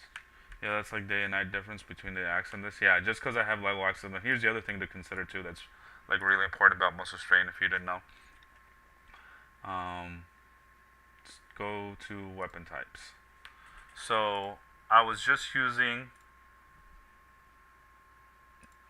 this hatchet right here, the one with the like yellow stick in between the handle and then the head, right? It's important. It matters a little bit, you know, because there's two kinds of hatchet, and they're pretty close to each other. There's this one, as I could bring up here in a bigger image. There's this one that's like that. They're like I say, they're essentially the same. I don't know why this one rotates. It must just be the tag. And then there's this one, right? They're both the same encumbrance, but that's the huge thing about this. The higher the encumbrance of your weapon, the quicker you're going to get muscle strain. But as I just demonstrated, I'm using this hatch that has a 1.5 encumbrance. And if we go to short blunt, the other weapon that I'm using right now is a stone mace. And that also has 1.5 encumbrance. So they're the same weight, you know. I could use like another one of these weapons that's in the same category. So now we'll compare a little bit more like, well, not apples to apples, because even the encumbrance in the other one was the same, right? But if I use this bone club, even though my short blunt is level 10, I'm still gonna get more hits with the stone mace. I don't know about zombies killed because this does have an extra 0.1 damage, so that might make it so that I kill, you know, an extra zombie or two with one less hit. But as far as like the swings go, I would get less swings with this. With this, I might get like, I don't know, probably 35, somewhere around there. I don't have the exact numbers. Never tested it that much, but I could. And I don't know if I could make that even. What could I make here that would be a different encumbrance? I could make this, I guess. And no, I wasn't doing the short back with spikes. I was doing the short back with nails, which is still the same thing. But yeah, long story short, the higher your encumbrance, the quicker you'll get muscle strain. And when there's weapons here that essentially, you see the little hand here, it says how many equipped, how many hands it takes for it to get equipped. All the weapons in short blunt are one-handers, whereas like some of these are two-handers. And when they're two-handers, their weight gets distributed between both hands. So since this is a 6 because it's a two-hander, then it actually becomes a 3, which is still terrible compared to the other ones. But like something like the baseball bat, that's 2 weight divided by 2 is 1. You know, you still get, if you really want to start comparing, you get 0.2 less compared to the mace. But if there is a long stone mace here, where is this at? 1 second. I don't know. I don't organize this by damage. It might have been alphabetically, which would have helped me find it regardless. But I know the stone. I think it was a 1.6 weapon. Yeah, long stone mace. So these are pretty much essentially the same thing, because they're made out of the same materials. But this is a 2.5, which if you divide it by 2, becomes a 1.25, not a 1.5, and it has more damage. So that's where I screwed it up. Like, there are better weapons and categories than the one I'm using, which would help me push zombies if I'm trying to get like 400 to 500 kills a day. You want to use the weight that has the least encumbrance, so that you don't get muscle strain as much and you can keep killing more and more zombies. Is there a best weapon if all your skills are equal in comparison? That's an interesting question, because people have different opinions, and I don't think there's enough research done to definitively say that one is better than the other. There's a person here, and I'll show you, this person right here, Sealander, they're averaging, and their run is dead because their character didn't die, but their file got corrupted, so they can't continue this run, but they've started over. And I think they learned a few things from doing this run, and they're like, oh, I can improve this, and on their better days they're pushing 800 to 900 zombie skills per day. The averages comes out to 421, at least in this one, just because you have downtime. But I don't know, we'll see if he ends up surpassing this and what his average kills per day at that point would be. And what he's using is the baseball bat, and he even has a method that when you get to this right here, you then switch over to another weapon in the same category. So now you're kind of using both weapons then, both hands actually, and that in itself is supposed to help so that you don't get muscle strain, or the next level of muscle strain where the pain movement comes up. So the other one that people are using, and he's using, like I said, the baseball bat. He's using long blunts, and he's just using a flat out baseball bat, which, if you see here, doesn't have as much damage as the stone mace that I'm using right now. The baseball bat is only 1.1, where the stone mace that I'm using is 1.3, but he has also level 10 in long blunt, and that is still helping him kill more zombies more frequently. He's also one level higher than me in strength, and that makes a significant difference, because when you go to like level 9 strength, you get a little bonus thing here on your character that it goes from stout to strong, and it gives you all the benefits of strong. Going from level 9 to level 10, there's no difference at that point. You're already strong, but you still just get like the extra little damage, less muscle strain and stuff like that. But from what I'm aware of, when you go from stout to strong, that bonus is even more amplified than if you went from level 9 to level 10. I hope I'm explaining that properly. So when you're level 7, level 8, you're stout, but when you're level 9 or level 10, you're strong in strength. Okay? So even though I just went to level 8, I'm still stout. I didn't get the same bonus. I will get a better bonus when I go to level 9 because then I will actually be strong. Does that make sense?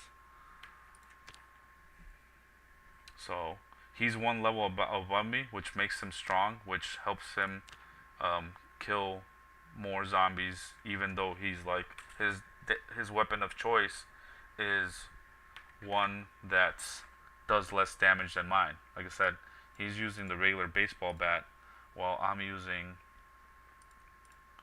the stone mace. I'm using a 1.3 weapon where he's using a 1.1 weapon. I do eventually plan, when I go to long blunt, I probably myself am going to try out the long stone mace just because I get an extra 0.3 damage. It's less encumbrance because the encumbrance now becomes 1.25, and I have a ton of durability with this weapon. I essentially double his baseball bat's durability, and that in itself is beneficial so that you're not having to carve as many as you would need to know. His baseball bat is 3S.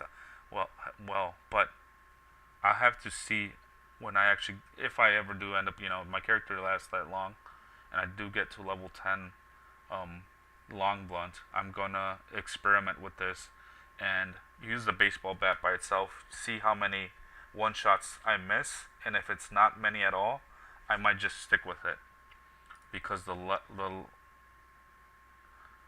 and I think I can craft crowbars, so I might even switch to the crowbar in itself too, because that is like triple the maintenance, and I will have a ton of steel just because of all the fences in Irvington that I could have zombies break for me, on top of the cars when I eventually do get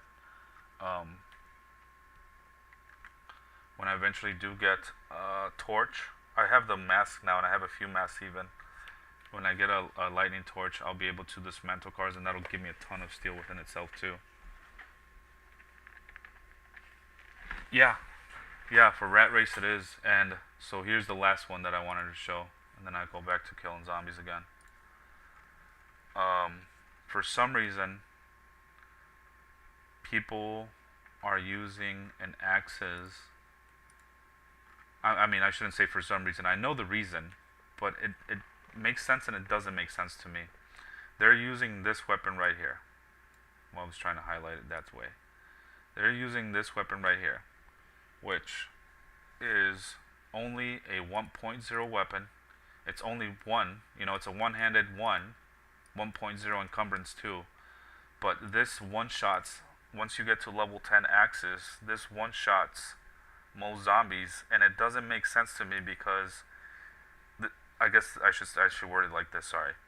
The part that doesn't make sense to me is why it still one-shots a lot of zombies even though it's a 1.0 weapon. Strength might have a lot to do with that then, because if the other guy who's using the baseball bat and that weapon's only a 1.1 and he's one-shotting a lot of zombies, then I guess strength just has a lot to do with it, right? Because since he's a higher level strength than me, level 9, and that makes him strong, he's getting one-shots more often. That might be it. And with that being said, you don't need a super high damaging weapon. I mean, they're useful when you're in lower levels, right?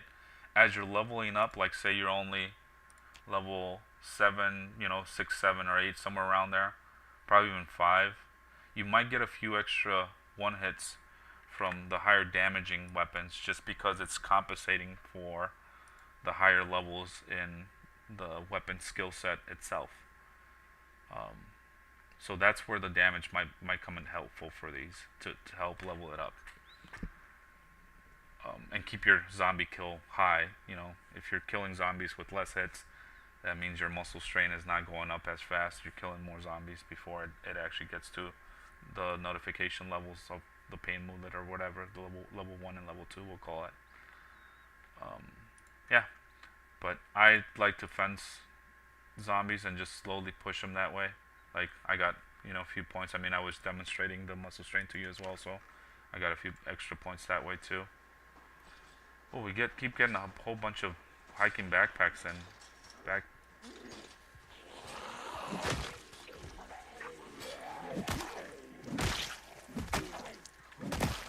Unfortunately, they're not. I don't think they're one with. It's not a survivor zombie. There is zombies in here that will be like this, and they will have a few other things with on them, like I think weapons and stuff. And inside their hiking backpacks, they'll normally have a bunch of books and like some food, and maybe even another like they might even have a gun or a couple other melee weapons too. This particular one didn't, because he's not that particular kind of zombie. He still has like a fanny pack and stuff, dressed a little bit different with those sandals and stuff. I guess I'll keep this fanny pack too, just because it's a different color. Collect them, I guess.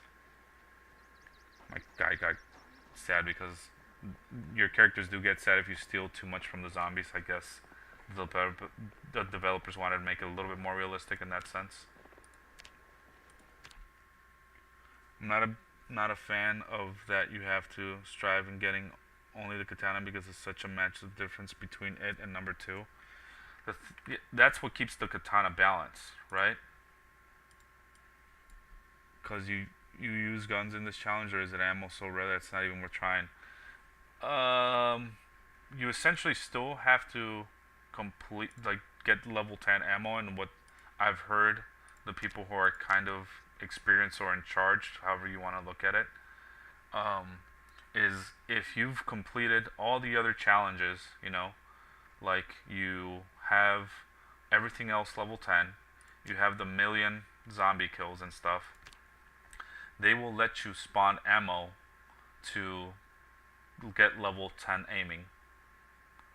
So if all that you're missing is level 10 aiming, say you get to like level 5 or 6 because there's not a lot of ammo because of the rare loot settings, they will let you spawn ammo to like get to level 10 aiming. There's also books, and I found the level 1 book for aiming, which is helpful. I also went hunter trait, which gives me 1 point into a couple different skills, one of them being aiming. So, and I've already read a little bit of the book. That's why you see these like little 3 arrows. I've read a book that gives me more experience too. Right now it's not much. The multiplier is 0.3 because I've only read about like 20 or 30 pages of that book. I read the entire book of welding, and the multiplier is 3. So what that means is if I do a task that gives me normally 50 points, well, now instead it's going to give me 150 points, right? I guess that's a bad example because I'm using the same number there. If I do something that normally gives me 100 points for welding, now it's going to give me 300 points because it's multiplied by 3. It's pretty self-explanatory, right? But that happens because I read the book. I read the entire book of level 1. There's 5 books for each category. So there's, the first book gives you experience in level 1 and level 2. The second book gives you experience in level 3 and level 4. The third book gives you experience in level 5 and level 6. And, fourth book, level 7, level 8, and the fifth book, level 9 and level 10. The best ones to get are the 4 and the 5, because they don't all just give you a ×3 multiplier. The higher the book, the higher the multiplier. If I recall correctly, I think for like level 4 or level 5 book, either one of those, it gives you a ×10 multiplier. I'm not exactly sure which one. It might even be the level 3 book. I'm not sure. But yeah, rather than having it be a ×3 multiplier, it becomes ×10, which is huge then, because then you're getting 10 times the amount. And it makes these higher levels really easy to level up. So if I end up finding all 5 books for the aiming, it might be possible. It might be possible. Depends on how lucky or not I get in finding ammo in houses and zombies in specific buildings that have ammos like gun stores and stuff like that.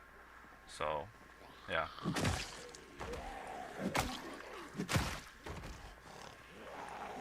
Oh, another skill that's kind of like that for this particular race is welding.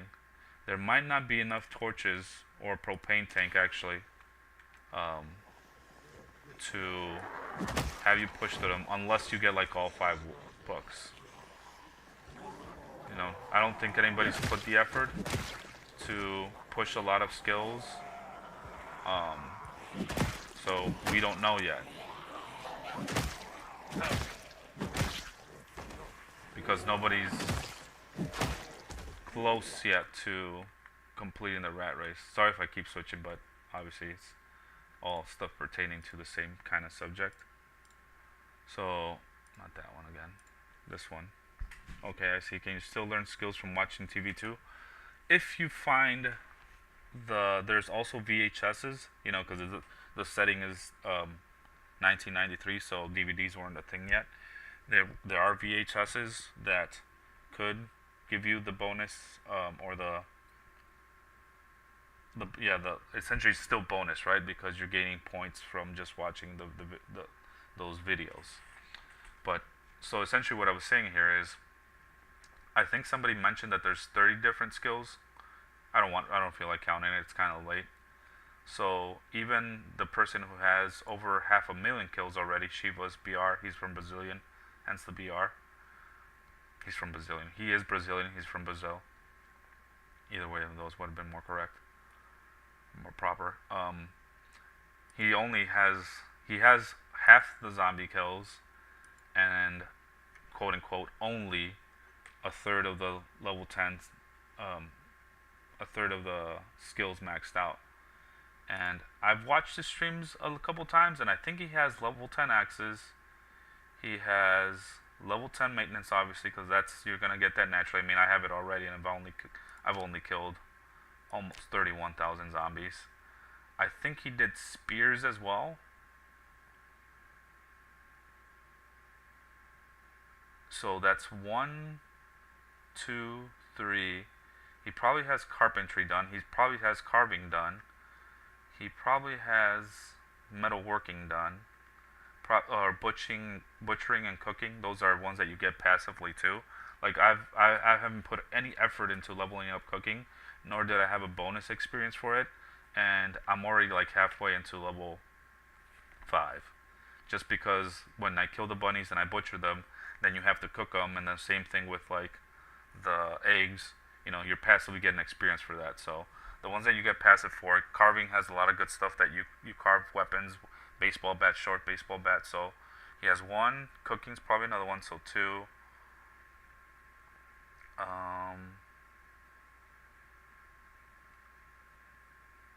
Butchering's probably 3. Animal care might be 4. Fitness and strength are 6 and 7, and then his weapon ones and maintenance. So I'm really surprised he should have 11 then. I'm surprised which one he hasn't gotten. Might be fitness. No, because I said in 3 years, and he's at 5 years, so he should. I did the math for how long it would take me to get to level 10 fitness, get the last point in fitness.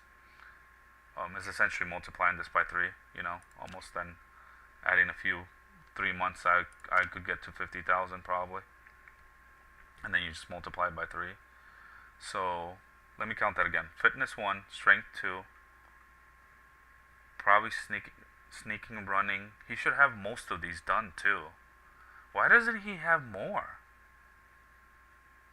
That's really interesting. Forging's another one that's really easy. He should have around 15, dude. Unless he doesn't have as many combat as I think he does then. I thought he had like 3 or 4 of these completed already in the combat section. Well, anyway, it's interesting. But yeah, essentially what people's plans are is to clear towns out, you know, loot the houses. So when you loot the houses, hopefully you get books.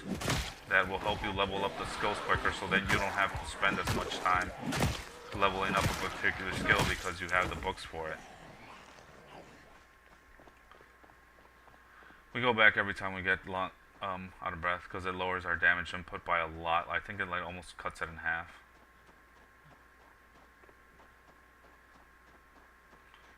And I get myself in a bit of tricky situation here because if I let the zombies kind of come over here, they kind of get drawn in by the animals that I have, the sheep that I have here in this base.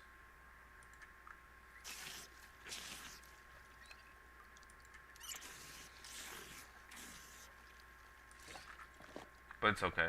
I like calling them over because it helps me kill them quicker.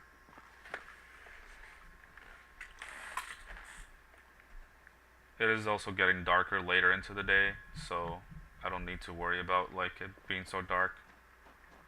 The main thing I need to worry about is the drowsy moodlet, because that lowers your damage output by a lot too.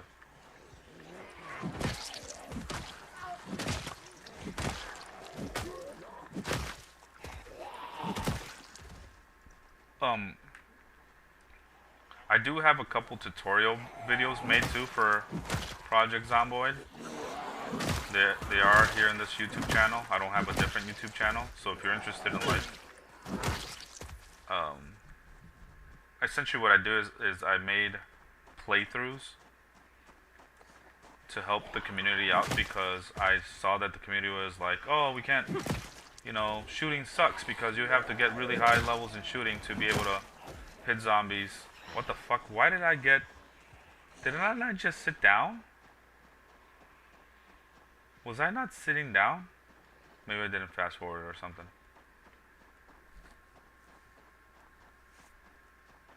That's how you found me in the first place? Cool, bud. Did I reply to one of your comments? I forget. If I hit the fast forward thing, it fast forwards me sitting down, not the actual like resting part. Watch, now that I have the pain mode lit, it's gonna like, I'm gonna two-shot most of these zombies.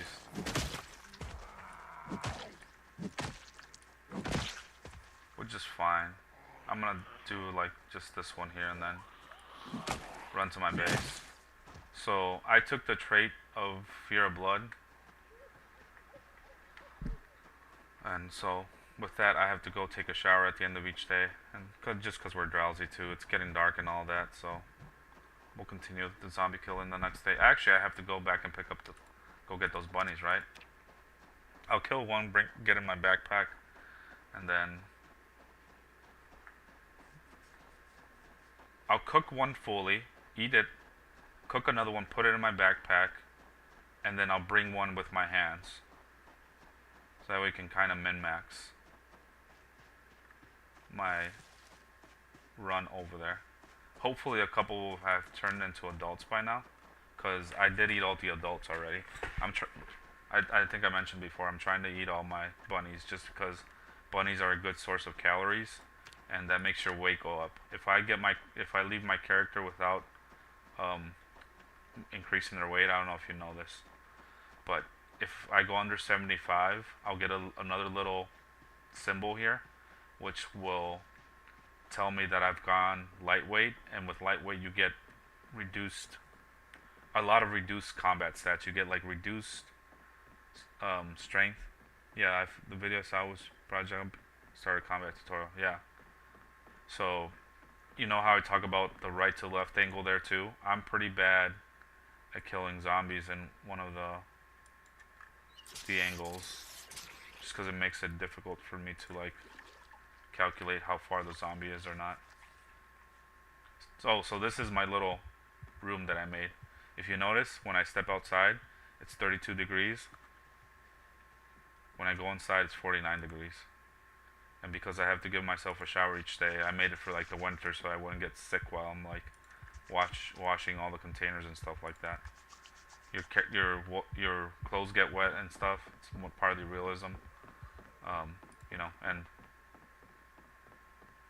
I didn't get sick any one of the winters. And if you see this long path, I plan on doing the thing I kind of already started with the wall right there, but I ran out of clay, and then I couldn't find any clay in the winter. So I stopped making the thing here. Although I might just leave it like this, since I didn't get sick that previous winter.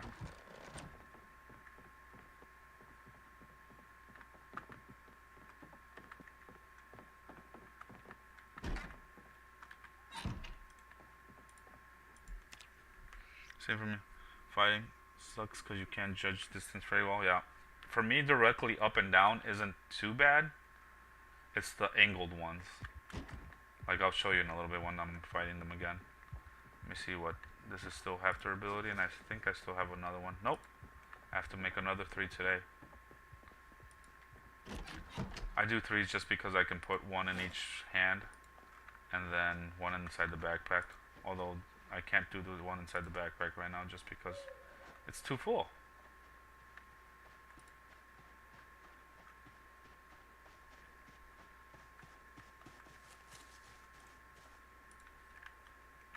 I really like my playthrough too. I'm not just being like biased here, but I don't see any of the other ones, and I might just miss them, but I'm following like most of them just to keep track of, like, you know, maybe even get ideas. It's completely legit too. It's not like I'm spying on them. I actually really enjoy Claire's stream too. She's really nice and explaining stuff to her audience and stuff like that.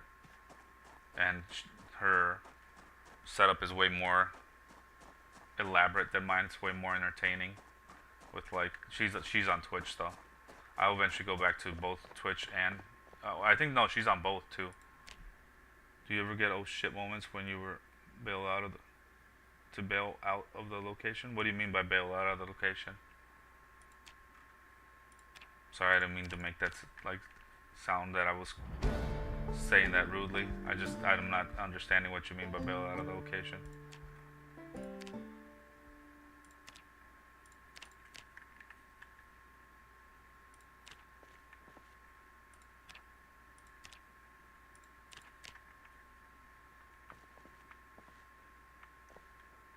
Oh, we did have an extra one here. Whoops. Well, regardless, we need to make more anyway, because this one's less than half. We'll have it ready for the next day. Oh, I need to go get the bunnies, because I'm going 77 down.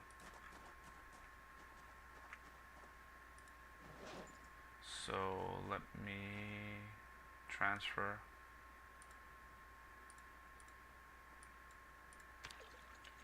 And then drink.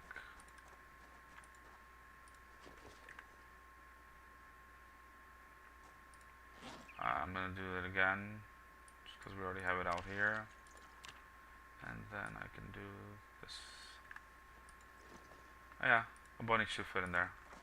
Okay, they're running because there's a zombie around here.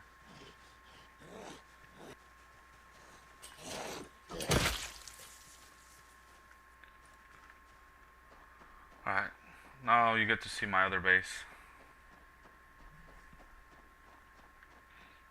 Yeah, in this event too, a lot of the players don't spend time like crafting walls or anything like that, you know, because it's kind of essentially a waste of time. You might as well just clear the zombies around your area and then have them not bother you. Just as an example, when I was at the base that I'm going to, it took me about like a month or two. Well, actually, even after a couple weeks, not many zombies would bother me there.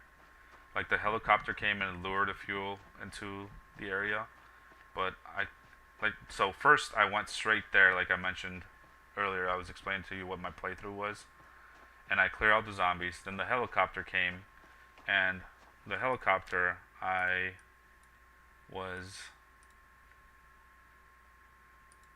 could describe it to you, but I was just like showing people. I know I use this a lot and go off my like game mode, but I just like being thorough in my explanations.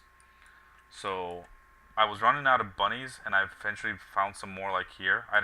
That's the one of the crappy things that has happened in my playthrough. When I got here, I didn't get a lot of bunnies near my base. Sometimes I find some back here, sometimes in like this field here and this field here. I didn't get bunnies all the way until like over here. So I kind of had to go off the ones hunting, and you can't always rely on that. And it was like the sixth day, and the helicopter came like right on the sixth day, if I recall correctly. And I was going to get the bunnies here, and when it came, I was just like, oh shit, like I was already here. So all I did at that point, then I was trying to cheat out one more day. My plan was to wake up like at 6 in the morning. I had a good sleeping schedule, and I had even my alarm set at 6 in the morning. I was gonna try it in those 3 hours to like run all the way to like over here, so that hopefully it would have pulled a bunch of the zombies away from Irvington and made it easier when I cleared into Irvington.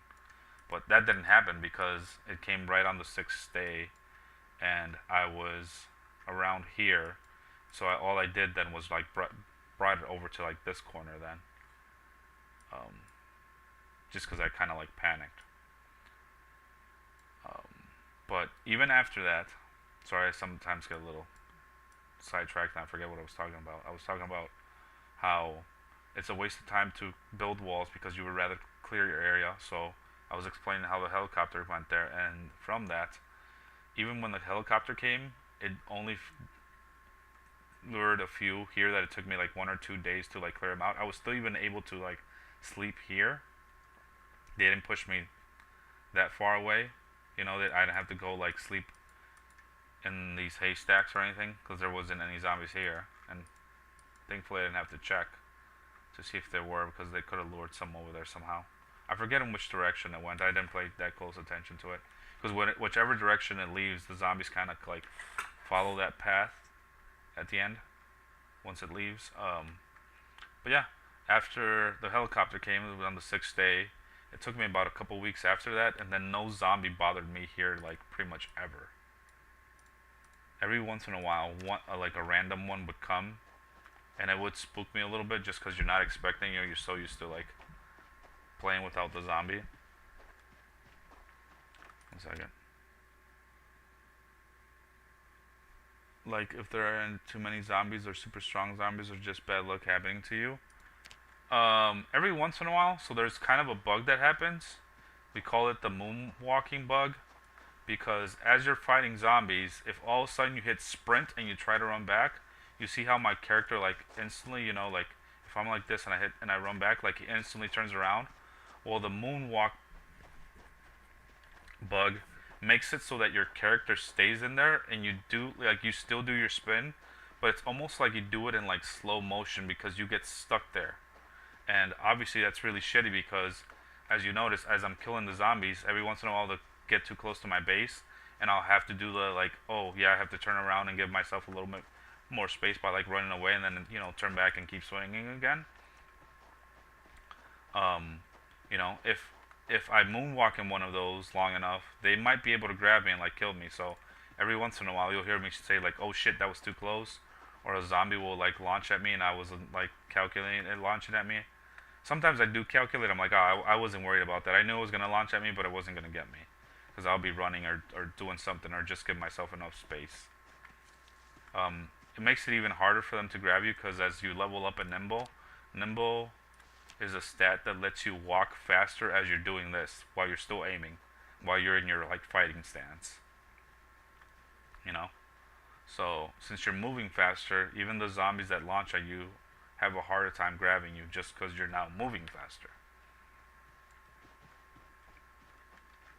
Sorry if I repeat myself like and the same thing a couple different times. I just try to like explain it or word it differently, so maybe if you quite didn't understand due to my poor explaining skills, that maybe you understand it in a different way.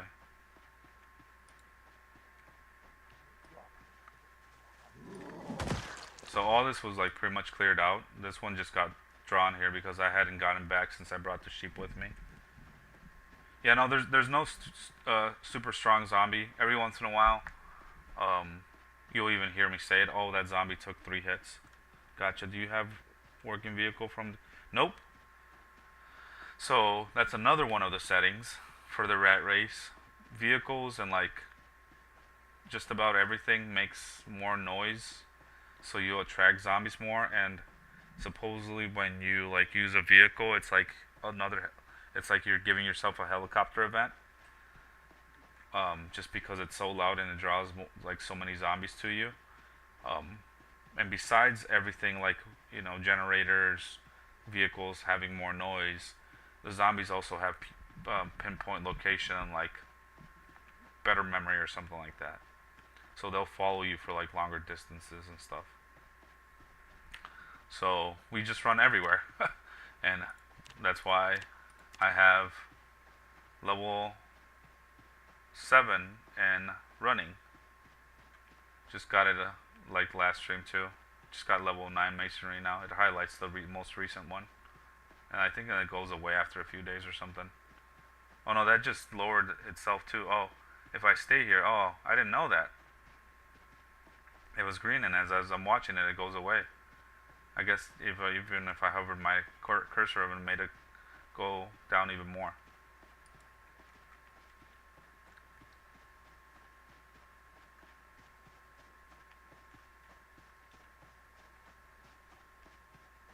What the heck is this here? Oh, I must have like dug something there. It's just a bald patch. So this is my other base. There's nothing special to it. All I had done was I had set up my trapping here. If you notice, this area right here is cleared up a little bit.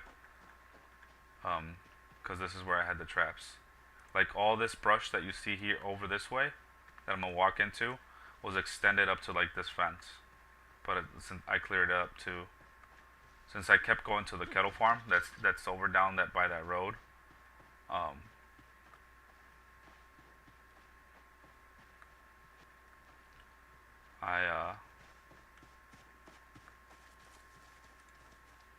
I put the underfed, not thirsty. Yeah, they still have plenty of water. These guys really don't drink that much water. I guess that's the nice thing about sheep too. Let me go get some food. They might be running out of food though. Normally they would just drink off the... You can only do about 4 or 5 of these, and then like the pain mood that comes up, but I don't really care. It's not coming up now. There we go, muscle strength. Should come up in a second here. There it is.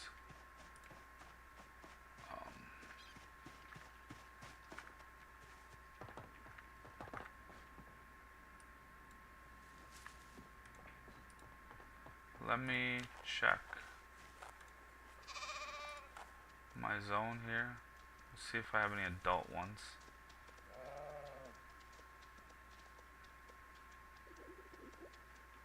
Adult bunnies is what I meant. No, they're all kittens, man. Alright? I didn't like eating.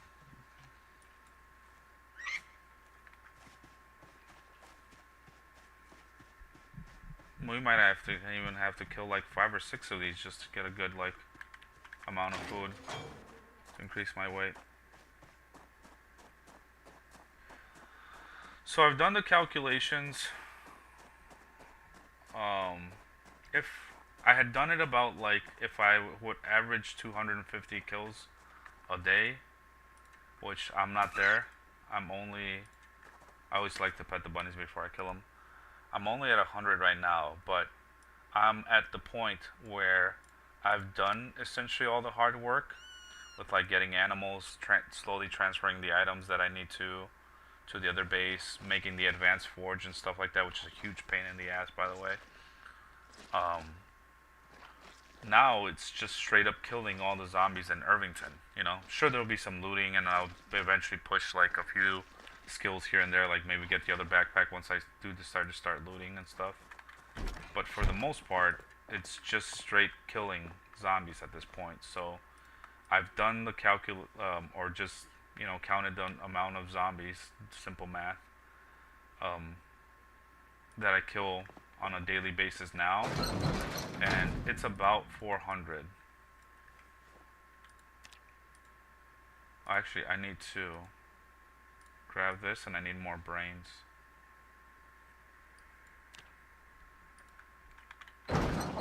So, say eventually we get to like 500 a day. Every 2 days is 1,000. So then every year If you do 356, right, divided by 2, it's 178. Yeah, 178. 178,000. And if you multiply that, then, or divide a million by that, you're looking at like 5 or 6 years. And to average, like, say for me at least, that I'm playing 2 hours a day, that usually gives me about like 4 days, 3 or 4 days. It would take me about like 2 or 3 years in real life time, I think. Somewhere around there is what I came up with the calculation. But that could be off because there are players, like I said, the guy who is averaging almost 800 or 900 kills a day,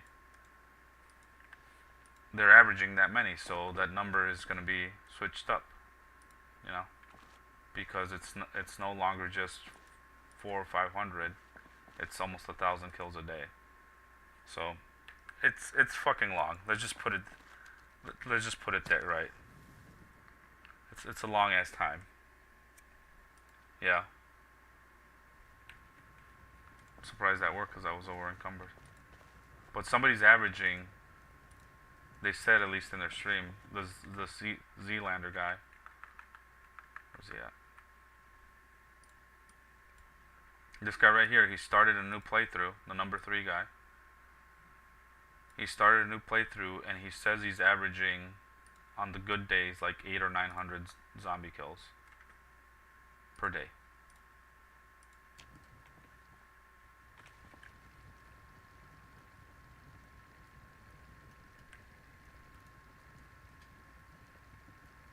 I fast forward because there's nothing else for me to do here.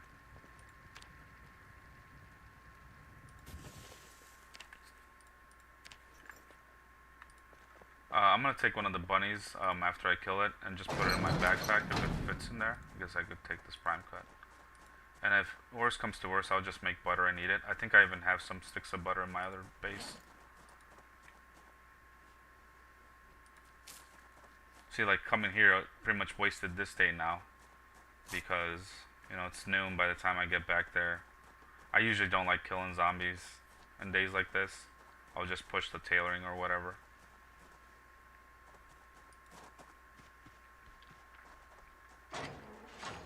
Also, don't kill animals near your other animals, by the way. You will freak them out.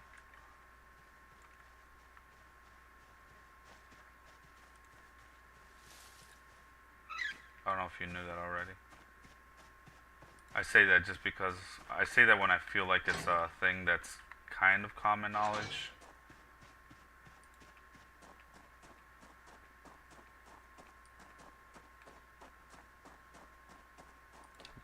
I run all the way over here just to be sure that I'm not close enough to like spook all the animals.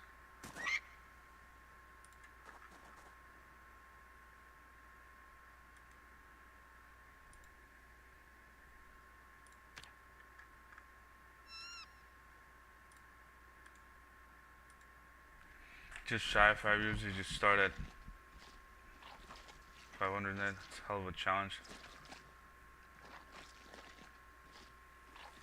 Yeah. Exactly. Pretty neat. Oh shit, I wasn't supposed to skin that one. Just because the meat goes to spoil, I think, a little bit quicker.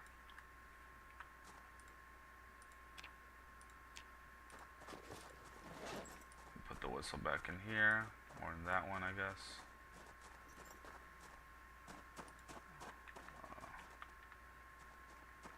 I'll fill up my containers over in one of the other houses over there.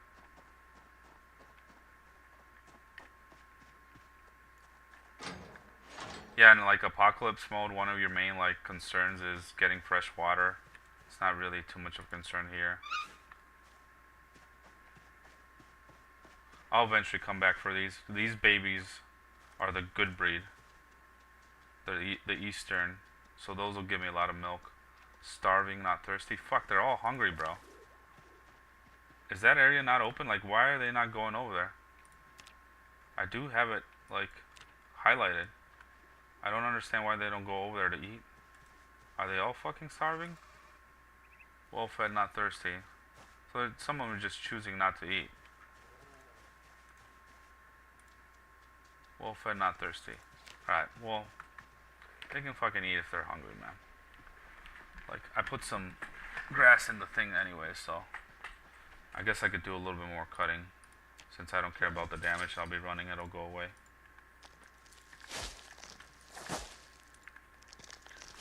Just so they have some food there.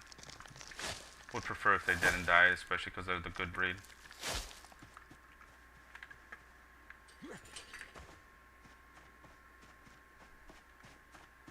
Yeah, who knows, right? I don't know enough about animals to know why they're not eating, but here we have an egg over here somewhere. Fresh, uncooked. Why is there an egg over here?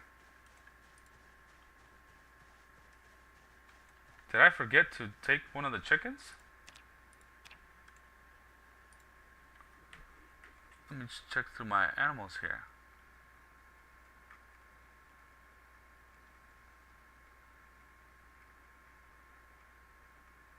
No, there's no chicken here. The fuck?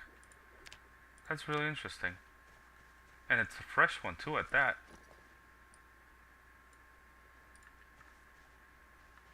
Alright, let me eat one of these again. See, the fact that I ate the big one made it so that that down arrow was like instantly gone. But it takes about like 3 or 4 of them to get back up. I usually like to stop around like 83 or 84, and then I drink milk and it slowly goes down again.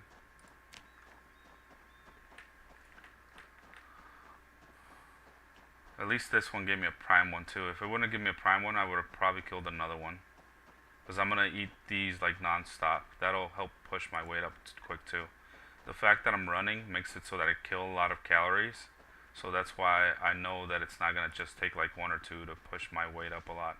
And like I said, I have the butter and the other base, so, and the sheep that I can just keep milking and making butter off of. So not too worried about it. I just want to push a few points, kilos. See, now it's going even up because I ate a medium one and a high one. But this will probably be removed by the time I'm done running over there. Just because we're burning a lot of calories in the run.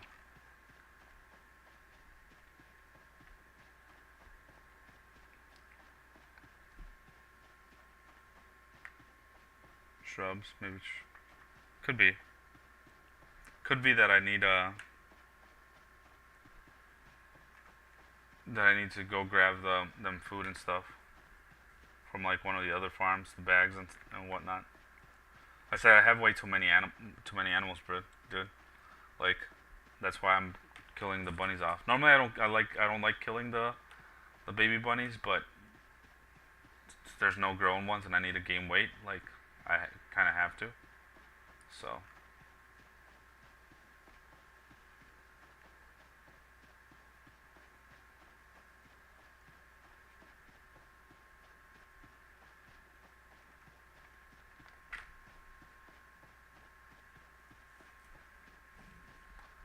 What my plan is after Irvington is hopefully I find a good car here. And what I mean by good car is one of the quiet ones. There is a quiet one outside one of the houses here, and I would have to get level 1 electric, which I already have, but level 3. Oh shit! I forgot to get the water from the house. Anyway, I'll get it at the well. A level 1 mechanic to be able to hotwire the car. Besides the car being the quiet one, I also need a good exhaust for it.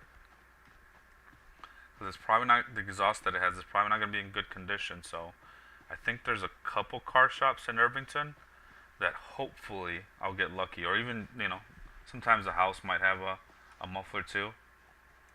But if it does, then that's going to be really helpful because I won't draw as many zombies and I'll be able to transfer a bunch of my items to like whatever new location I go to. I haven't quite decided that just yet, but it is in my plans to hopefully find a good car.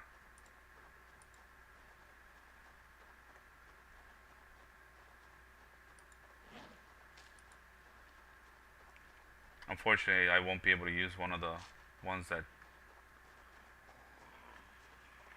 allows you to carry more weight because it'll make more noise, and then we don't want to give ourselves a helicopter event. I'd rather be quiet and stealthy.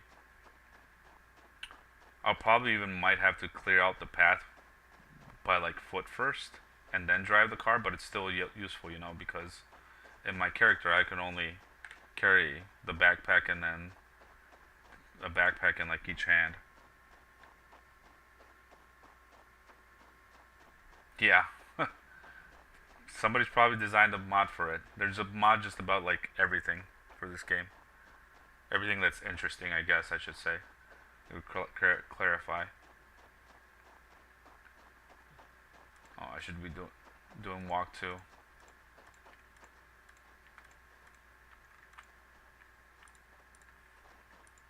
Make this a little bit quicker. My bad. I'm not accustomed to using that, so I forget to use it.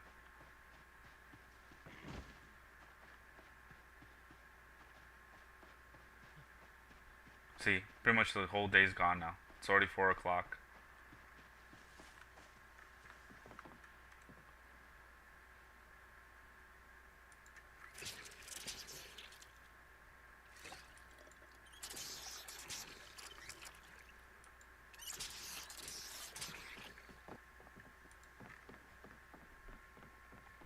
I need to give myself a shower too, and I was butchering bunnies.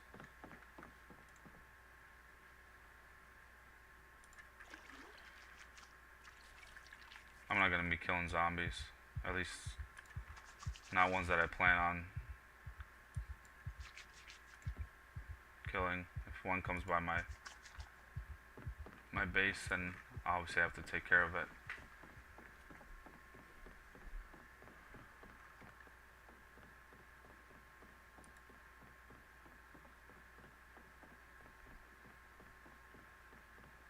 I'll just push tailoring for the rest of the day.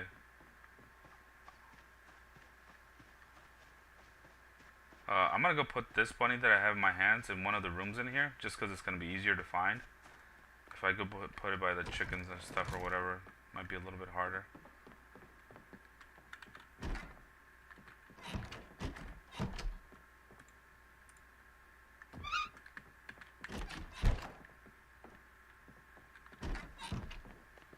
So I keep eating these just so I can gain some weight. Probably should have killed another one.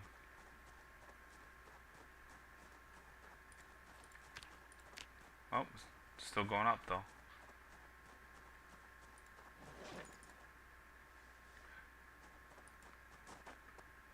Yeah, it takes me super long to go down and wait just because of how I drink the milk and stuff.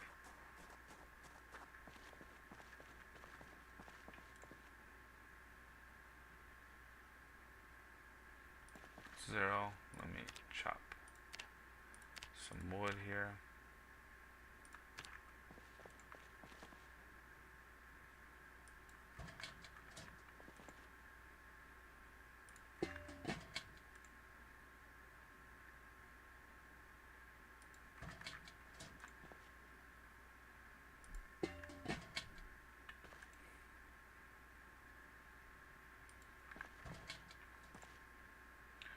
This is a long way to do this, just because I can't fit all of them in. Almost. But not quite.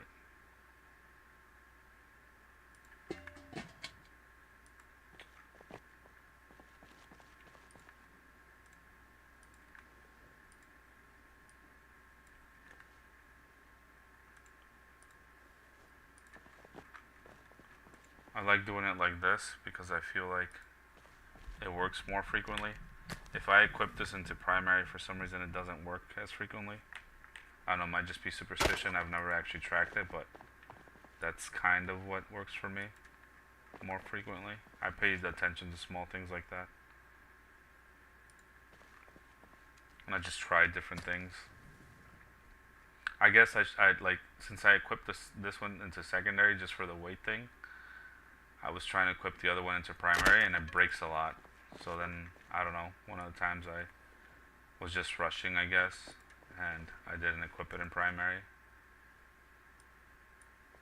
I do have a lighter on me, but it's kind of low. The fuck is it at? Right here. And sometimes it only takes a few tries, so there's no reason wasting the lighter just yet. I want to make sure I have like a few extra ones too.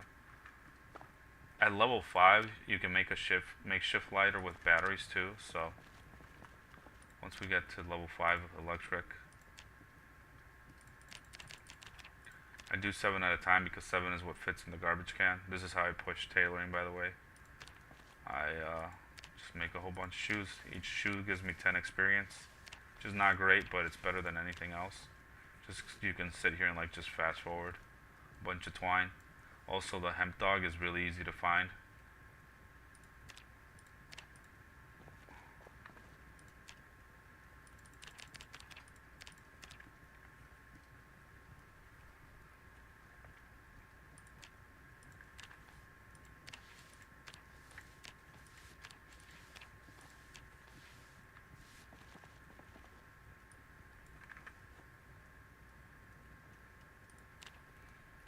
I'll do another 7 just because my character's barely drowsy right now.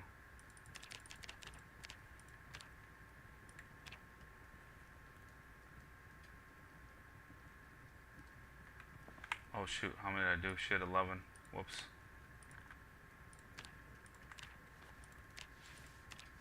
Four, 5, 6, 7.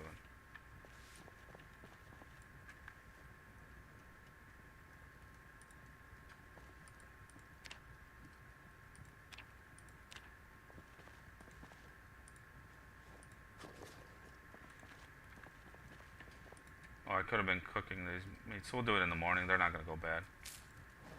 It'll give me another excuse to like turn this on again. I might be motivated to push to level 8 tailoring when this finishes, especially because I feel like it's actually getting warmer and warmer, so the timer's going like by itself. Holy shit, it's dark.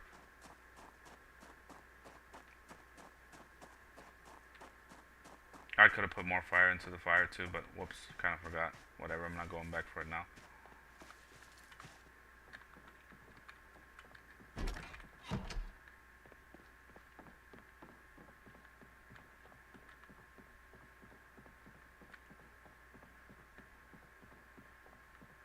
I think I went a little too far. There we go.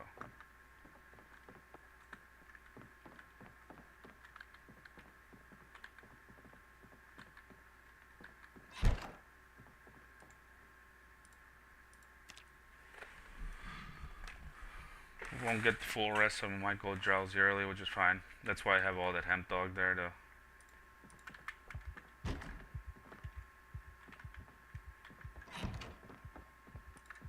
Oh shit, I think I left some eggs in there again. That'll go bad. That's right, it's not a problem when I'm low in weight.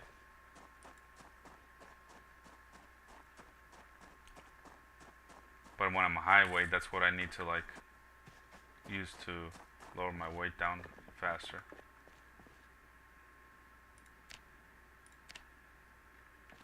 I think I ran out of logs, so let me go grab some more logs to keep them here.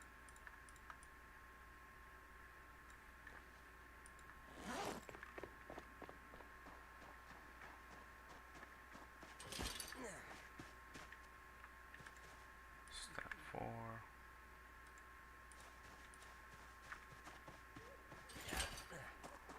Oh, it had its baby. Nice.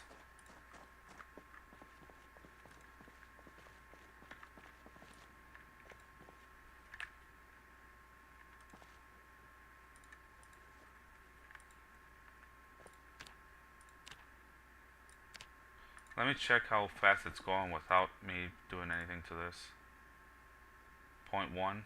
I guess it is a little bit colder in the day. That's why I'm not too worried about it, like doing the fire thing either. It's going on its own, even though it's extremely slow, and it'll take probably months at this rate.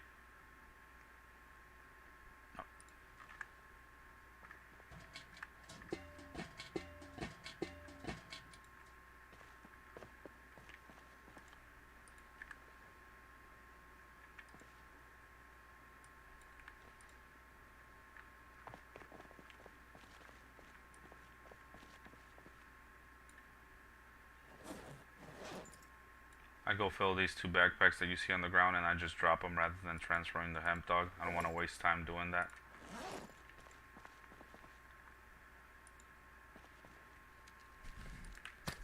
What's the easiest way to gain weight in the game? Which food gives you the most calories? Sticks of butter? Yep, sticks of butter.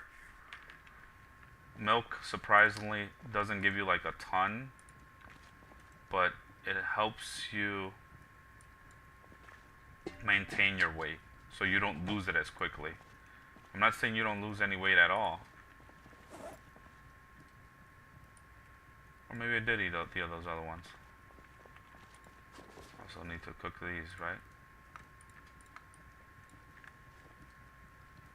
Bunnies are another good source of calories, so they help you gain weight too. Fish is another one. I don't like to do fish so early because I like to wait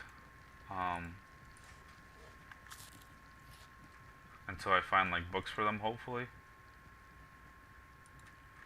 There's a bunch of people who like grab even angler or something like that, angler, that gives you 1 point into fishing, and it lets you craft like the whatchamacallit, the fishing rod. I don't like to essentially spend the points on those. I'd rather just wait for either the book or the magazine. I think you need the magazine to do the wooden rod, or you can like find one. If you find the wooden rod, you can like research it and then you'll be able to craft it, I think. Or if you find one, you can use that one to like level up your fishing skill. I think you need like level 1 or level 2 to make the makeshift rod, and probably still research it. I haven't done a ton of fishing, to be honest with you, so I'm not too well versed in that department. Alright, for right now, let's go to kill zombies. We'll try to keep this green mullet up to help us gain weight quickly. Either with fish or with with the bunnies or with the milk. The only game I enjoyed fishing was Red Dead Redemption. I never played that one. What is the fishing like in that? It has a cool mini game, I'm assuming. I'll probably only do about like an extra half an hour, because since we are moving, like I said, I can't get too tired, since I'm going to be using a lot of energy tomorrow to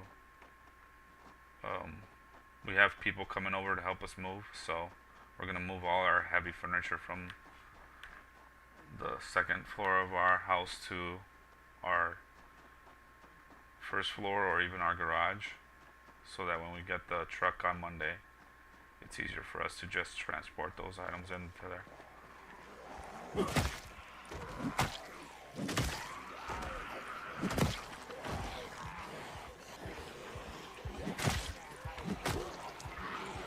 Yep, I might play out the rest of this day, which is usually about half an hour, because all the fast forward I do with like resting.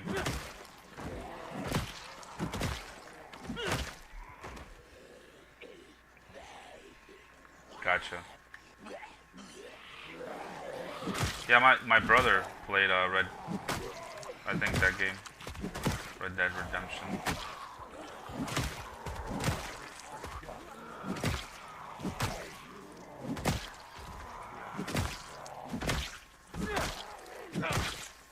I've never been a big fan of like Western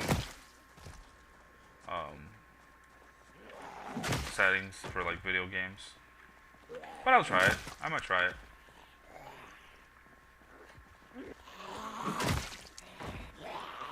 See, if you notice too, I'm starting to like stutter on my words just because I'm getting more and more tired. And I don't like playing the challenge either when I'm like super tired, just because, you know.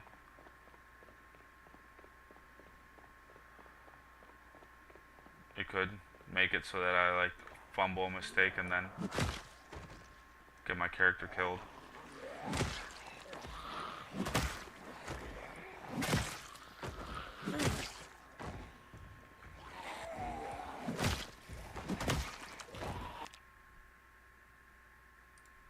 I was like, what is that noise? I remember they're in the fence though. It sounds almost like a beating drum or something.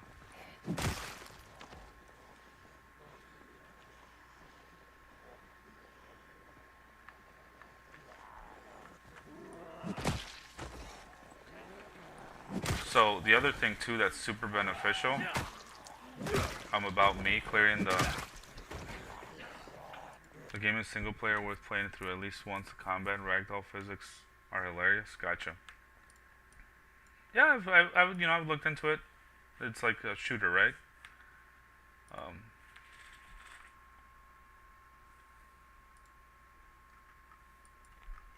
So when I'm gonna take my headset off a little bit because it's even starting to bug my ears a little bit. I have kind of big ears, so not huge, but just kind of big.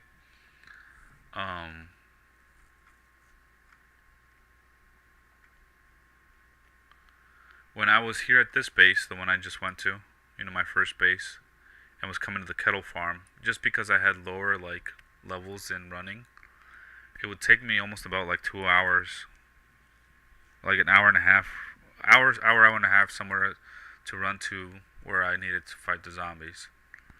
Right now it takes me about half an hour.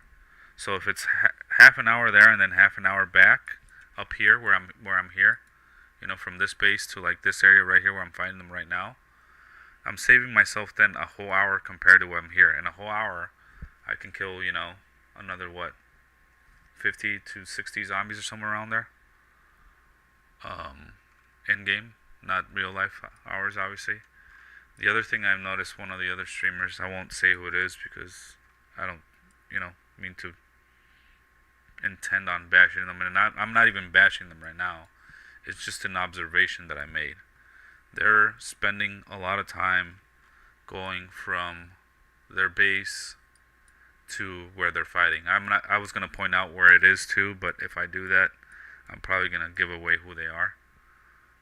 In case somebody watches this other than yourself right now. Grim. Yeah. Half an hour in game time. So it takes me half an hour to run from where I'm currently in my base to this location that I'm fighting in. And if you just look at the rest of Irvington too, I haven't even pushed into this area here. I haven't really pushed into this area here. There's like all this area over here. I mean, this will probably be a little bit, but I could just go down this road, and the more levels I get into sprinting, even as I'm sprinting back here, a bunch, and then sprinting over here a bunch, and then sprinting over here a bunch, I'll get like level 8, by the time I go back over here. At least that's kind of what I plan on doing. And once I'm like around here, I could try to see if there's a car, and then just like use the car, depending on where it's at, depending on where I find it, to like lure the zombies closer to like this area, so I don't have to like run to the far sides of Irvington. Or if I feel comfortable enough, make a little like outpost, once I'm done clearing all this area, rather than running back to my base all the time, I could start staying in some of these buildings, because usually each building gives you a tub, and the tub you can wash yourself at least once, and then you still have like, you can essentially wash yourself 1.5 times. It's not, you can clean a few other things the other day, so every 2 houses essentially you can wash. I could wash myself 3 times, 3 days in a row. so I don't have to keep coming back to the well every single day to clean my character up.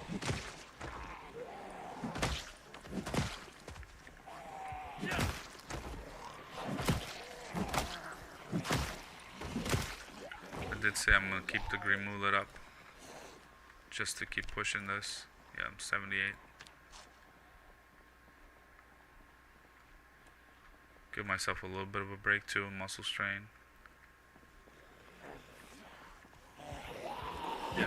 Oh shoot, I forgot what I said that I was gonna, when I said I was gonna count.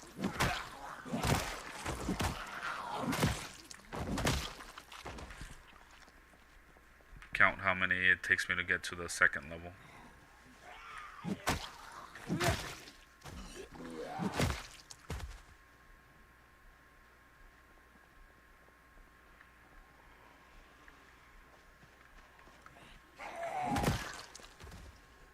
Always like to kill the flankers. Ooh! Ran a little too fast almost into that one right there. Imagine that. Dude, this green moonlit, before, what it used to do, so if you were level 9 strength, you would be able to carry 18 weight, 18 points rather than the 16 that I have right now because I'm level 8. So it gives you an extra 2 whole weight when you go from level 8 to level 9. At level 9 you can carry 18. But in build 41, when you had this green moonlit up, you would go up to 20 and you would get more strength and stuff like that right now. From what it seems like, I feel like I'm one-shotting zombies more now that I have this green moonlit up. So you might still get the strength and stuff, you just don't get the encumbrance thing. It's complete speculation. It might just be random chance that I'm one-shotting more of these, but it really feels that since I have this moonlit, I'm one-shotting them more.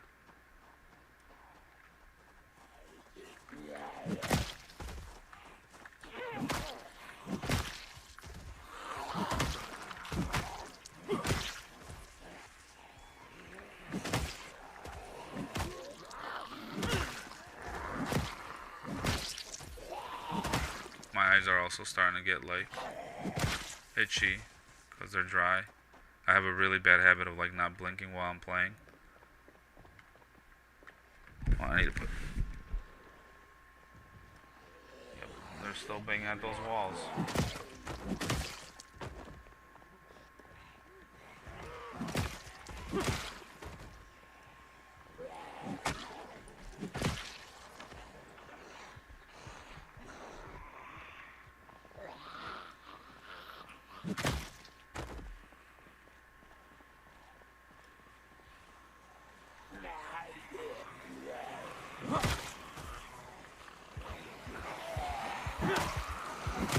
Where did all these come from?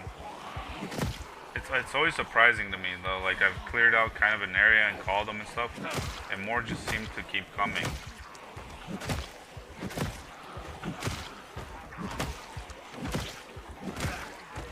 Like the reason it's surprising to me, it's because it's not a big location like one of the stores.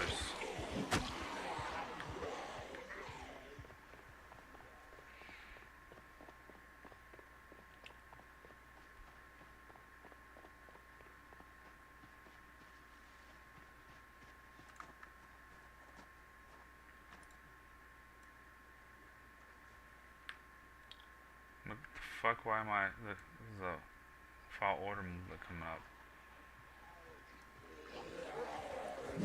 But it's all these bodies that were there. I made a huge pile there.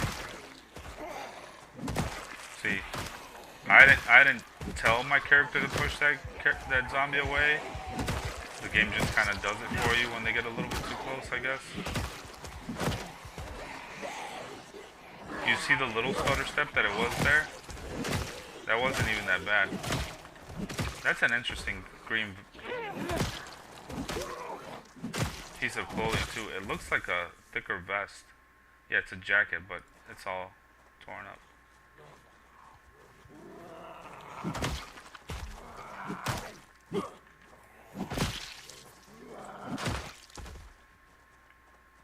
If you know noticed when I knocked down that zombie to the ground, my character didn't instantly like hit it when it was on the ground. It's because I have the setting. I have to give the command with the hotkey for my character to smash the ground. I saw the one behind me, but I'm not too worried about it right now.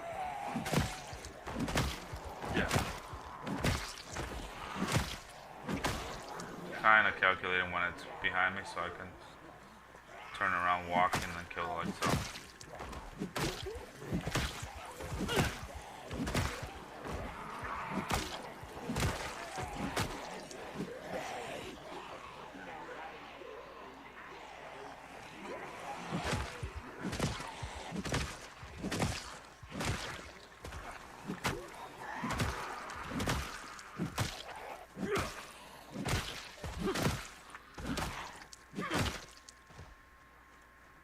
They just keep coming. And they don't stop coming.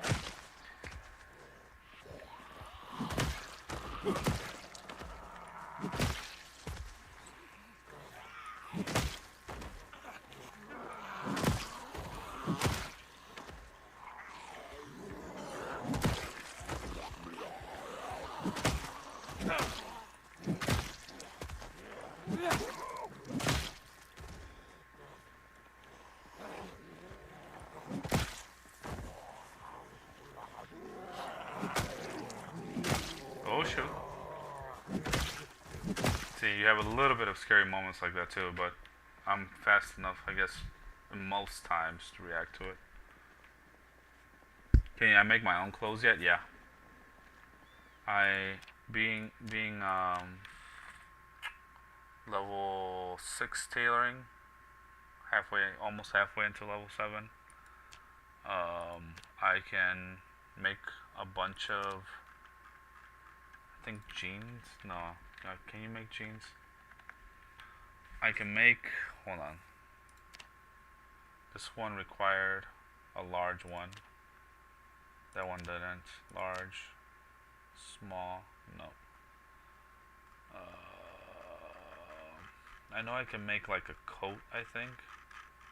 So yeah, because essentially, if you go down here and the ones that are blocked are only this one, but I wouldn't want to even make this. I can make a bone one right now that I don't even use. This one's what I'm waiting for. This is the large frame backpack. But there is a jacket, I think. Let me see. Yeah, I can make a high jacket, and it only needs the medium one. One medium one. And I can get, off of all the sheep that I have, I can make a medium one. And make this. Or a fur one. Angus calf leather. Is that a large one then? Deer? No. Oh, you can make it off the deer one.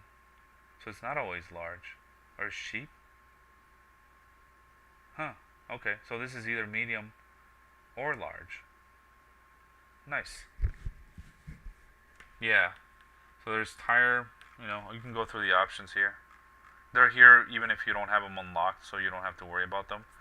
Some you might have to research for them to appear, but I'm not too well enough versed to know which ones. You can make like forearms, tires. I have a leather forearm on my character. You see this one right here?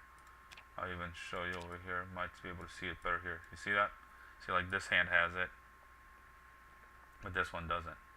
I keep it on my left because it actually does lower your attack speed by a very small amount. And since I don't have high enough level in nimble yet, I don't want to lower my attack speed.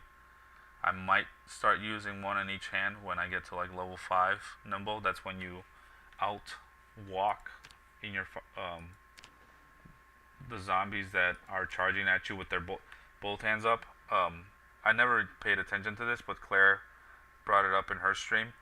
At level 3 nimble, you can outpace the zombies that are reaching out to you with one hand.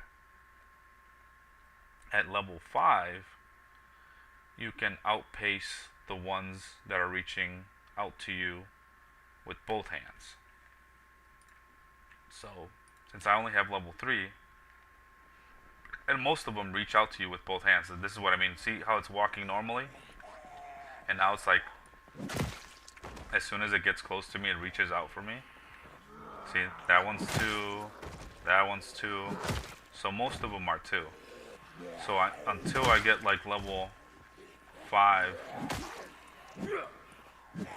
in Nimble, I can't use my forearm. You notice that I'm starting to one-shot him less? So let's go eat again.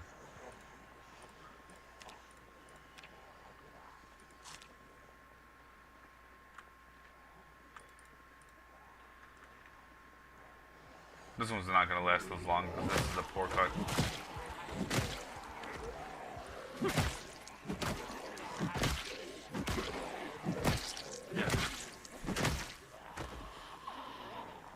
Yeah, exactly.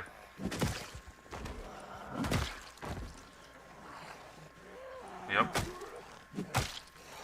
You would have to do what I almost just did, which was run into the zombie itself.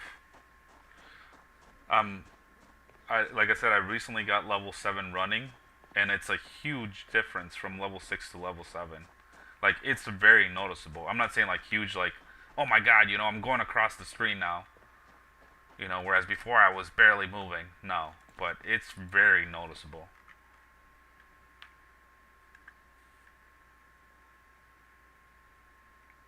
Ooh, that one came around the corner.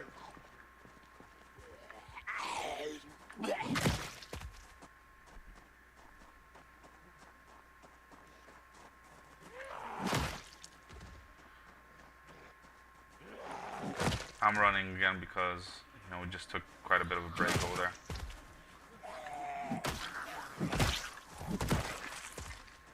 And we have the level 7. So sprinting makes it so that you don't get as tired with like lungs while you're running. It's not just off of fitness, it's both off of, it's not sprinting, I mean running. So, yeah, this running skill increases how quickly you move when running. Not only does it do that, but you don't get lungs as quickly too. Like the little lung movement.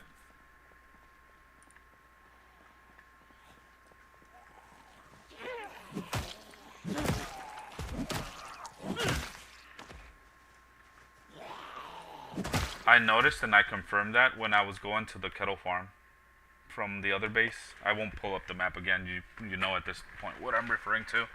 But from the other base that has the pond to the kettle farm, when I was lower levels and running, I would pretty much like run there and get lungsed, and then I have to like take an instant break before I even started fighting zombies. And the more points I got into running, from running back and forth there, I would actually be able then to fight a few zombies before I got lungs. It wasn't many, but it was still, you know, helpful. Because it then meant I could kill, you know, 10, 15, 20 zombies, whatever it was, before I had to take a break. So it essentially increased my average by 10, 15, 20 zombies a day, depending on what my running skill level was. So the more I level it up, obviously, the less tired I got from running there. And I could kill more zombies right at the get-go, right at the start, on top of me moving quicker. It might just be the moving quicker thing. You know, it might not be actual endurance, but since you're moving quicker, you're covering more distance while you're moving, so you're not using as much of your fitness stamina or bar, and therefore you're not getting lungs as quickly. But yeah, regardless, I mean, I 110% prove that's not an actual theory. That's actually how it was working for me. When I was level 1 or whatever, or 0, you know, like I said, I would run from my base to that towards that location, and once I had cleared all the zombies, you know, so that I didn't have to stop along the way. And I would instantly, before I even started fighting the first zombie, I would have to take a break. But as I got points into running, we were running faster, using up less of our stamina, I guess. And it might be both things. It might be that you're running faster and you're losing less stamina. That I can't confirm. But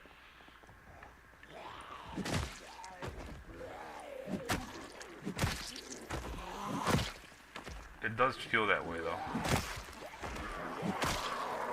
Just because it's such a drastic change.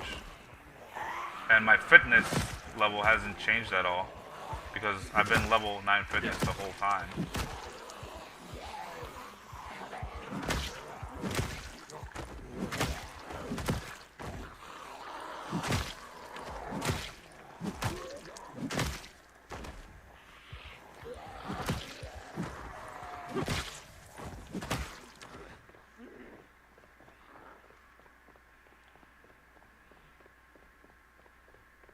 And we have to keep going back to...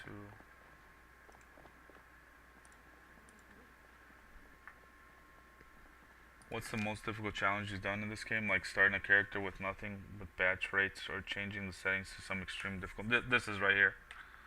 I don't like doing the 0 to hero thing just because, at least in this particular challenge, it just doesn't make a whole lot of sense to do that because the bottleneck is not so much leveling your skills over here. Like, it is a lot, right? It's 30.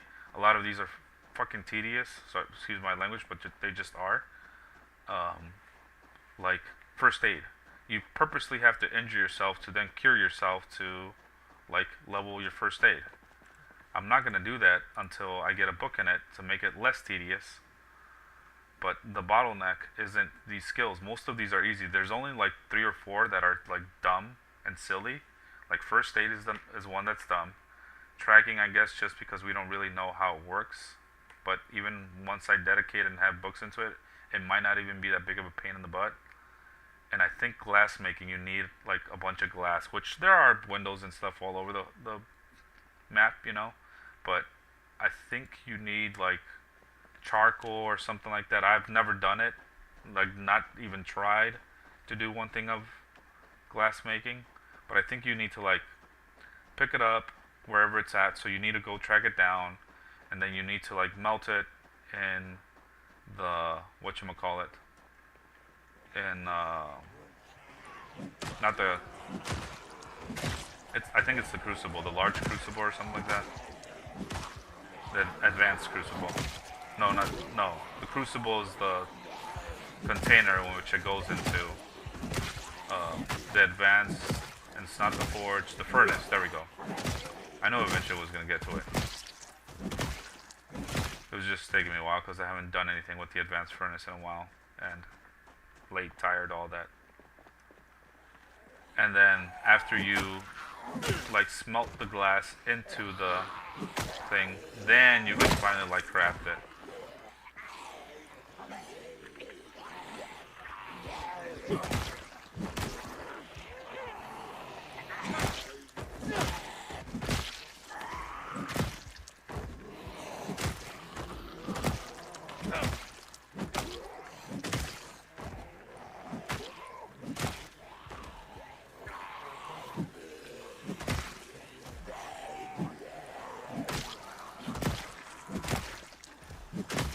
I know I'm getting mentally tired because it feels like I'm moving faster and the zombies are moving faster, so that just means my brain is getting slower at processing the information. So like I said, I'll finish out this day and then I'm gonna call it.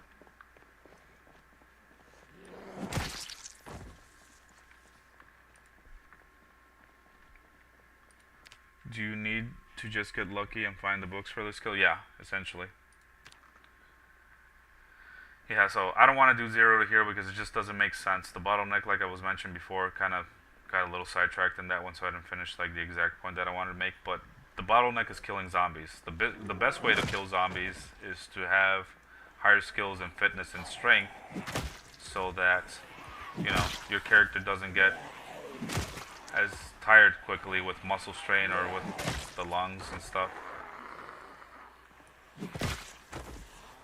And that just allows you to kill more and more zombies. Like, I think if you went and did all the skills, like, say we kill the million zombies and we clear just about most of the map.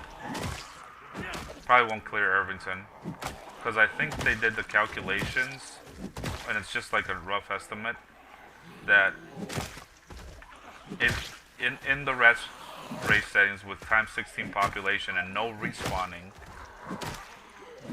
if you clear the entire map, there's like almost 2 million zombies. And I'm guessing 1 million of those are over in Louisville, just because Louisville is so densely populated, you know, and it's so huge with all the buildings that it has, that like 1 million are in Louisville alone, and then the other million are like spread out throughout the rest of the map. Because if you combined all these like little towns and cities, they kind of occupy the same like area as Louisville, right? It's pretty close. Like, you would have to sit there and count each individual square or whatever, but if you just eyeball it, like Muldrow takes off like, you know, like this small corner, and then West Point takes up like another small corner, and Irvington takes another, and those are like the three biggest ones. March Ridge and stuff. And sure, there's the roads and stuff like that in between, but like, there's so many areas in Louisville that have so many fucking zombies, even in Apocalypse, man. Like, Louisville in Apocalypse makes it seem like you're times 16 over, you know, in some country road. Like, if I go in a country road and I see a ton of zombies all of a sudden, or like even a small town like, you know, March Ridge, that's the equivalent to Louisville just in regular Apocalypse, not even times 16. So now imagine Louisville times 16. There's like probably close to 1 million zombies over here. So anyway, sorry, going off on a tangent again. So let's say I killed 1 million zombies. I find all the books, like every single book for all the skills, and at that point you only need about half the skills, you know, because you'll passively level up all the other skills. So you only need to do like 15 more skills, and say you have the book for all those. It would probably take you about 1 month per skill because you have the books. So that's another 15 months in the game. But real lifetime, those are probably a whole lot quicker because you're going to be able to fast forward through a bunch of the stuff. Right?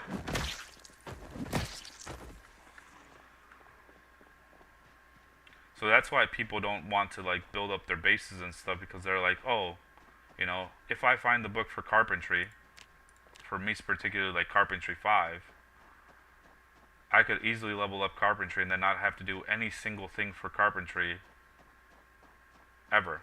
And I would, you know, that skill would be crossed off. But if I don't find the book, then it's going to take me 10 times as much, because like I said, either one of the higher books multiplies your experience by like 10 or something around that. So you would rather just have the book to have to do less and level it up quicker. So not only do you have to worry about the 1 million zombies kills, which like I said is the big thing, but then you also have to like level up all these, and some of them, you know, do require a little bit more, like the mechanics one. Once you get into a few high levels of mechanics, then it becomes easy because you're breaking stuff less easily, so then you can take doors off and stuff off of one, and and put in another one, and that's how you level up mechanics. You take like the expensive, well, not expensive, the ones that give you the most points, and like the hoods and stuff like that give you a bunch of points, and you do a bunch of those. If you have the book for it, it's super easy.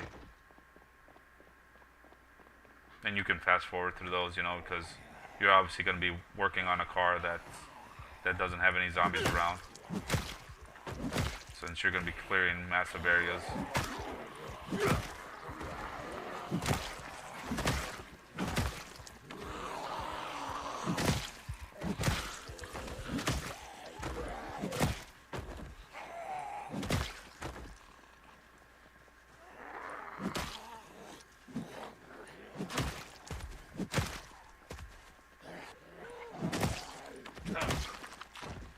And all really, to me, all Zero to Hero is an endurance test. Can you sit there and just tell your character to like work out?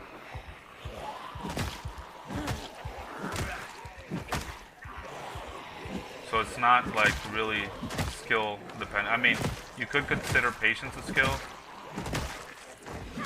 and I guess technically it is. But to me, it's not a skill like mechanical skill or knowledge skill. Like anybody can just go to this, hit exercise, you know, tell your character to exercise for 30 minutes and then hit OK. Especially if you have like a good source for calories to keep your weight up from exercising. I don't find that skillful. It's patience. Which again, I don't know the exact if patience is considered a skill. They say patience is a virtue, but is it a skill? I don't know. What do you think? Are there more specific locations where to find the books? Like obvious ones would be like the mechanics show from for the mechanics book. Yeah. Schools have books. Sometimes.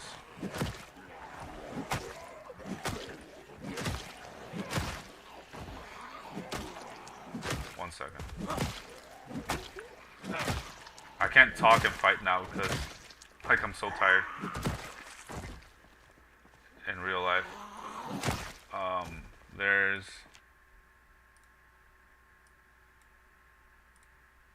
most towns, I shouldn't say every town, because it's not true that every town has it, but a good portion of the towns, I would say at least half, maybe I can point them out to you, the ones that I do know about, have and I have to look it up because I'm so fucking brain dead right now, I can't think of it, have like a post office.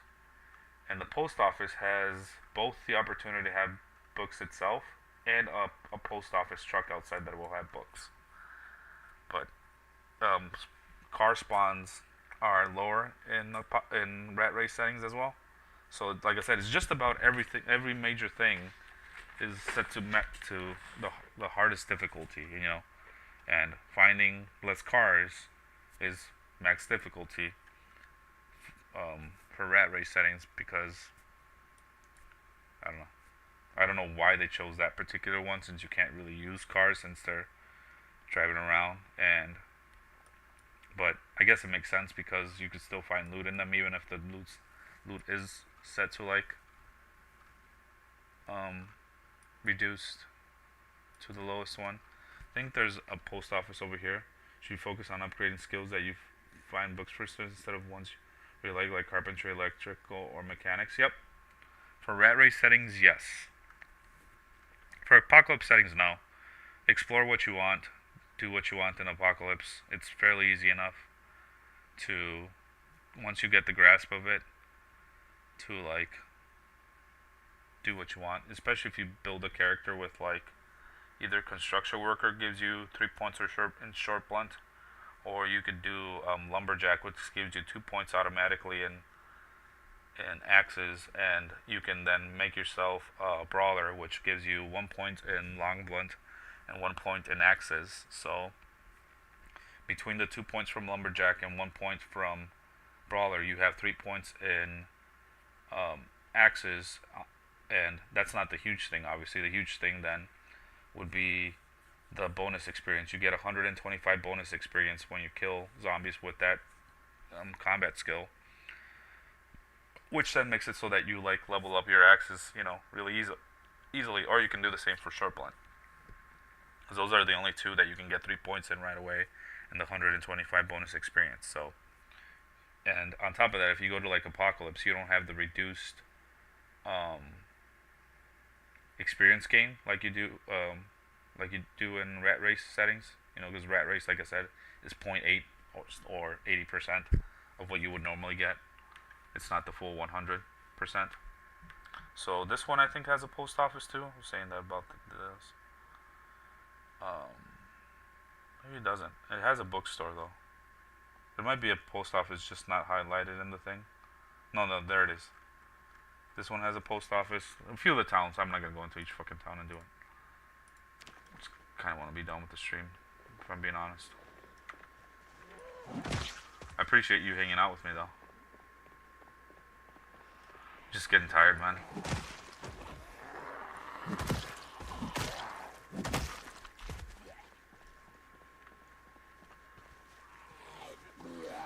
But to answer your question more clearly, should you focus on upgrading skills that you find first books for? Not necessarily.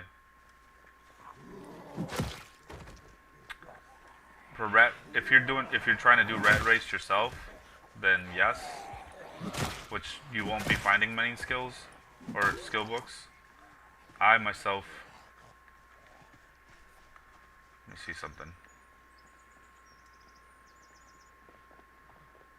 I myself have only found this book and level 1 welding so far. And I mean, I haven't looted a ton of buildings, but I've killed 31,000 zombies, I'll leave those zombies over there. They're not going to follow me all the way over here. I was going to rest and then go back and kill them again.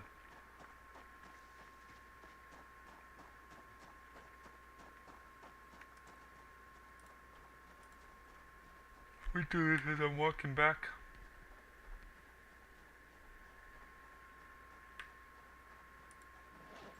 Appreciate it, bud. I don't get many people coming and chit-chatting with me. I get a few viewers every now and then, but just not when I'm done with the stream, it tells me that stat, how many max viewers I had at one point. Most streams I get like 3 or 4, but sometimes even 5 right now. Sometimes I get none. Just bad timing or whatever. I usually stream around the same time, so don't know, how that works or why people choose to tune in to me some days and other days not. So yeah, I greatly appreciate somebody coming and hanging out, keeping me chatting. Makes the zombie killing not seem as dreadful. 'Cause I do like the zombie killing. It just kind of gets repetitive, doing it day in, day out. At the same time, eventually, if I'm not zombie killing just because I know it's the biggest bottleneck, I feel like if I'm not zombie killing, I'm not progressing. I'll pop in every once in a while if I see stream. Yeah, appreciate it.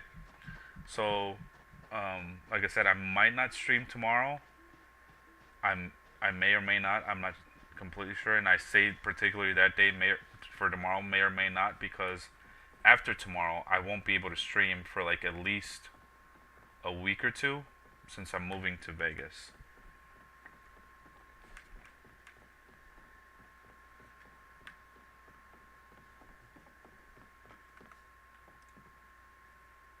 You bet what?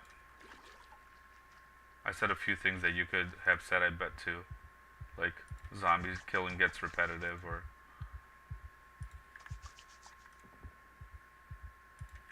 that I stream on the same time most days. I love watching players make progress in their career, find new loot and able to do something new. Yeah, I'm not looting the houses that I'm clearing right now. I could have easily popped into one of these houses.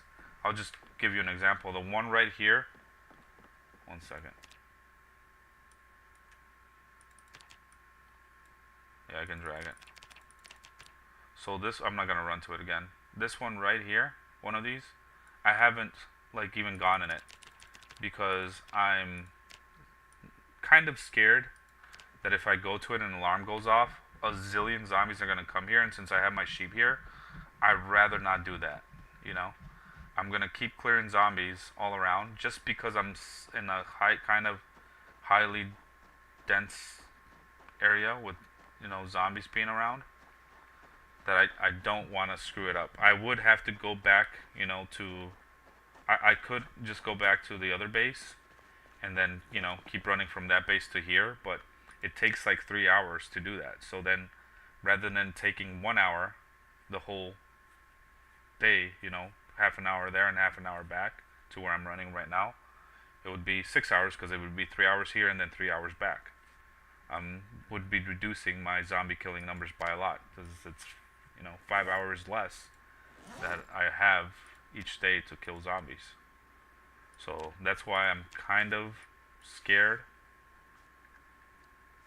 I don't know that scared is the best word, but I guess it's the best word I'm gonna use right now just because I'm so freaking brain dead. To loot the houses. Eventually, I do plan on looting them. When I get to like, so if I go back to this map here and we do the grid, it's kind of hard to see, but actually this highlights it a little bit better because now we can actually see more clearly. Claire said that when an alarm goes off, you have to calculate 3 squares in each direction that zombies are going to be lured from, because she's over here. Holy shit, that looks so weird with this. She's in Muldra, and she had an alarm go here, and she had 16,000 zombies, I think she said, she had to clear before she could go back into this area and loot it. And she's in this particular, this is called Dixie, I think, right? There's a sign here that says what it is. I think it's called Dixie. Let's just say for a second it is. Here in Dixie, there's not a lot of like buildings around here, you know, besides the actual houses. And if we count the houses, it's what, 4, 7, 5, so that's 12, and 3, that's 15, 16, 17, 18, 19, because even if this isn't a house that'll have zombies around it, for some reason rat race settings are kind of like that. So 18, 19, 20, 21, 22, 23, 24, 25, 26, 27, 28, 29, 32, 33, 34, 35, 36, 37, 38, 39, 40, 41, 42, 43, 44. There's about 44 buildings there. Whereas if I come over here, and if we count the 3 squares from, say I went into like this house and it ends up having an alarm, there's way more than 43 buildings in a 3 square radius. So there's this square here, this square here, and this square here. And then from there we go 3 squares this way and all this. So it would literally be like almost all of Irvington coming all at me at once. So I'm probably not going to loot anything until I at least have like this area clear. So in the event that an alarm does go off, I have somewhere to lure the zombies depending on where the alarm goes off, right?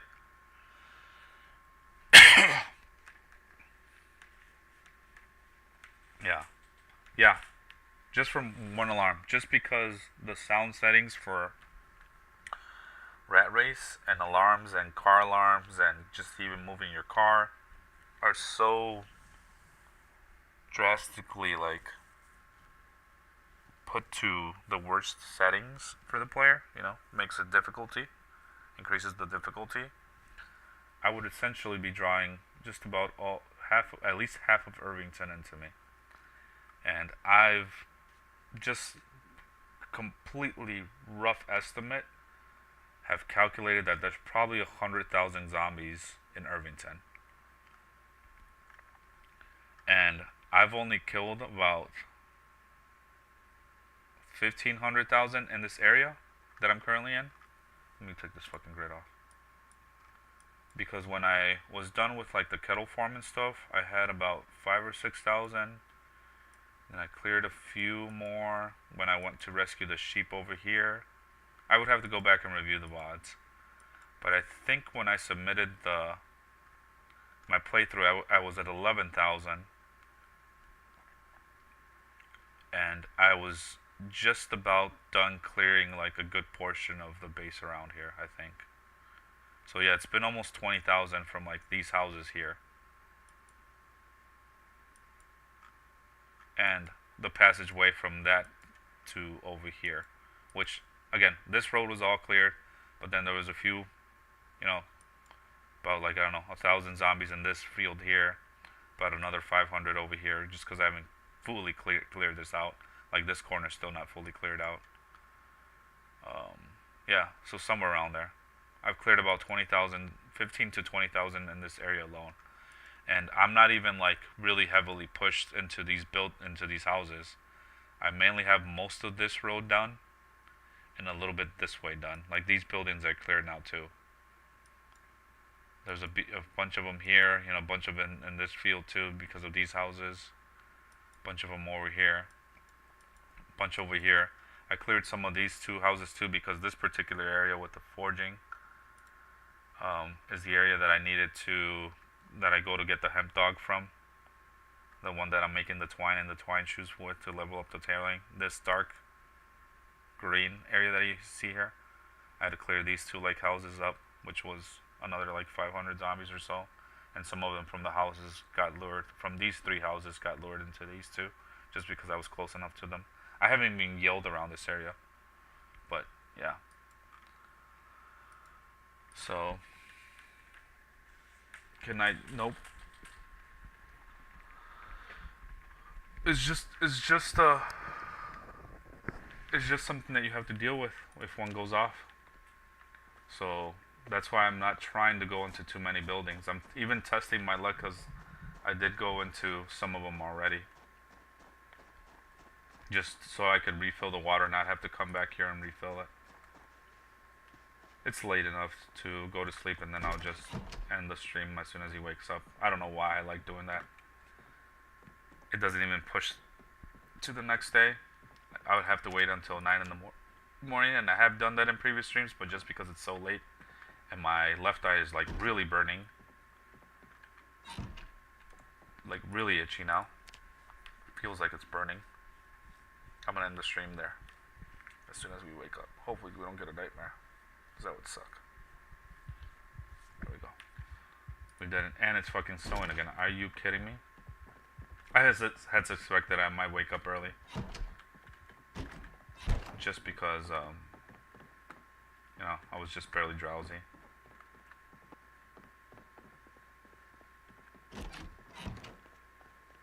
At least we can see if there's zombies around.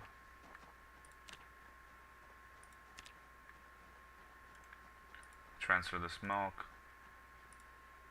I like to do little things like that before we end the stream. I don't know why. Yeah, go get some sleep, man. I will, bro. But once again, thanks for hanging out. Oh, look at that. One last zombie. Actually, get my point in axes. In case I forget or can't get one the rest of the day. Every little one helps, because then, like I mentioned earlier, when I do push axes, See, I'm almost already a third of the way there. But one day I did push it like really hard. I might push it again next stream. I don't know. We'll see. Cause this stream, what? How many did I end up averaging? Let me look at the title. In 4 days, pull the calculator here, and then I'll end the stream after that. 31, 380 minus 30214. No, wait, what the fuck?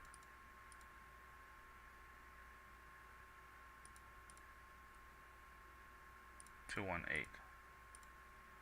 And divided by 4 days is 291. But what? How many days was it that I just fucked around and did nothing? So it was actually like 2 days. So what's the history? History. 1164. It's actually almost going to be 3 days, right? Because in 3 hours it'll go to 8 days. So we divide this by 3. I'm averaging almost 400 zombies a day. Which is cool, because before I got to level 8 strength, I was getting 300? Like 320, somewhere around there. So an extra like 50. Yeah. My average and here I'll post the link for you too for the, if you want to keep track of the actual, like, I don't know if you already have it or if you're in the Discord already. My average here says I'm at 110, right? So right now I'm doing 3 times as much. But I'm still not as good as this guy. But he's like level 9 fitness, level 9 strength character, a 9/9 character. One higher strength than I am. At least when he did this. And I think in this particular character, he started like 0 to hero. He was, I think, 9 fitness, 0 strength. Now he started 9 fitness, 9 strength. So he should like crush this average even. I like I said, I admit I started with probably the worst or second worst fucking skill. Just because Short Blunt doesn't have a good weapon that does enough damage. At least from like level 8 strength. Maybe if I had level 9 strength. Let me go to Short Blunt.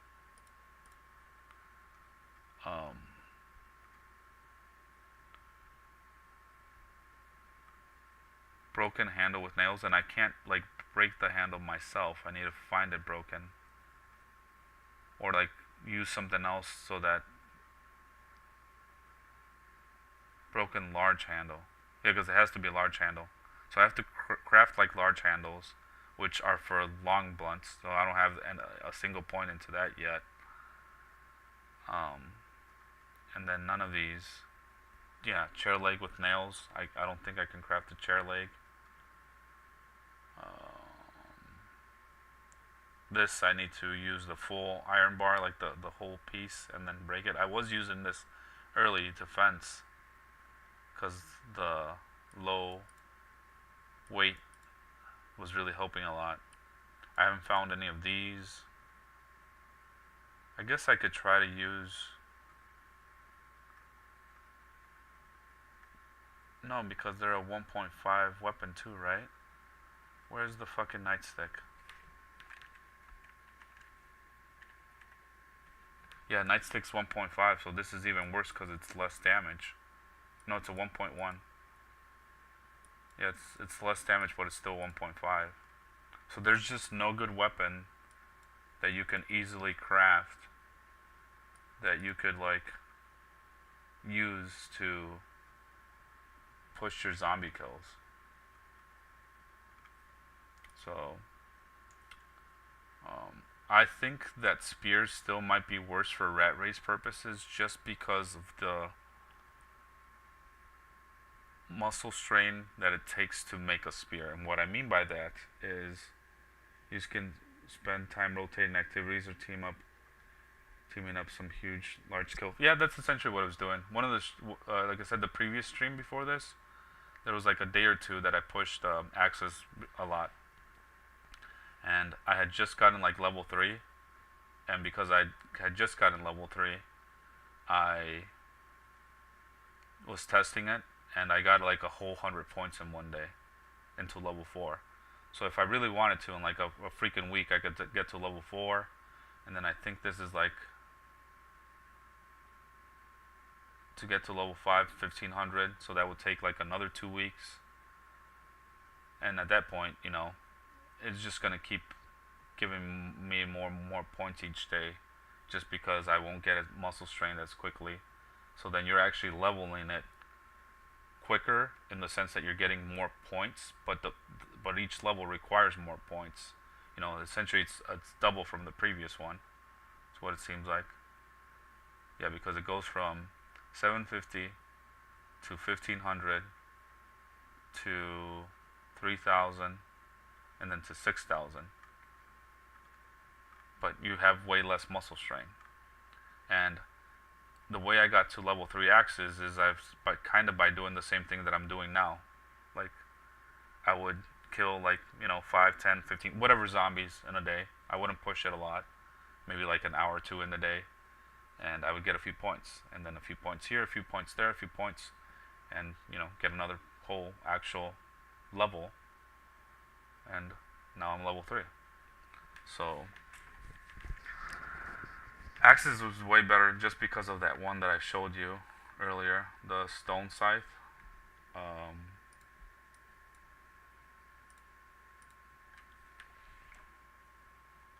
But again, I might need level 9 strength to one-shot zombies more consistently with it. Oh, because I think I never finished saying my theory. When you go lumberjack, I can even look it up here to show you exactly the text that it says. Lumberjack states 50% increased damage with axes. There's a theory that this only applies to, oh, it's the expert trait. Better at chopping trees, has 50% bonus chopping damage when using an axe.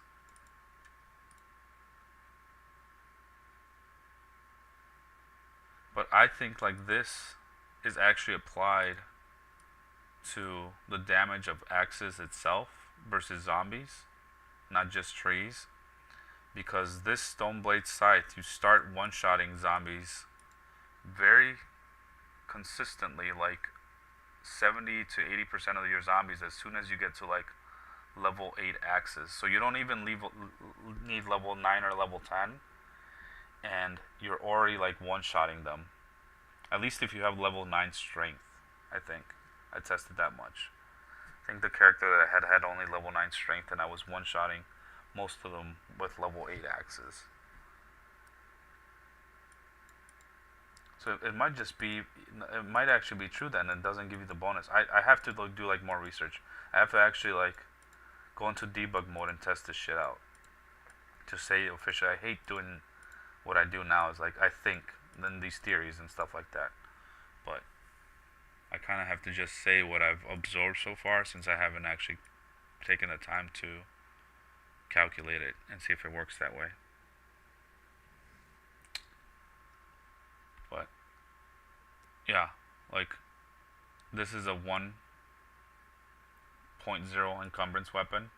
The only drawback to this one is that it has very shit maintenance, so you have to craft a ton of these.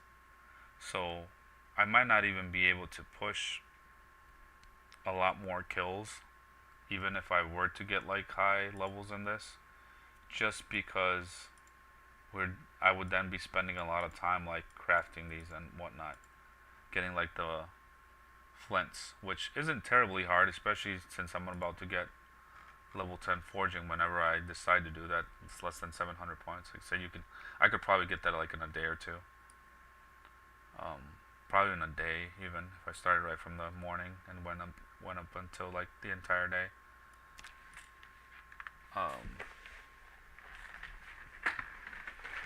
Yeah, the flints would be easy to find. You just gotta then mold them and get the tree branches for this.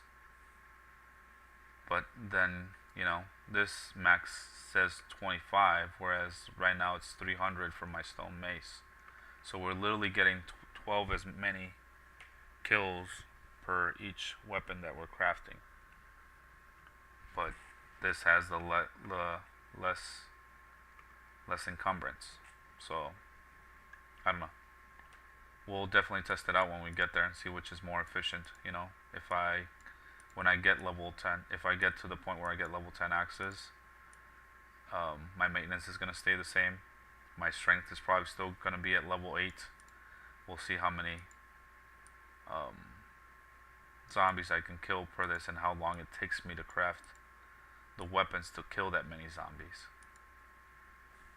If in one day I can craft like 10 of these, and that's the amount that we need to kill like 500 zombies, then it's worth it, right? Because in one day we're not only that, but this gives me levels into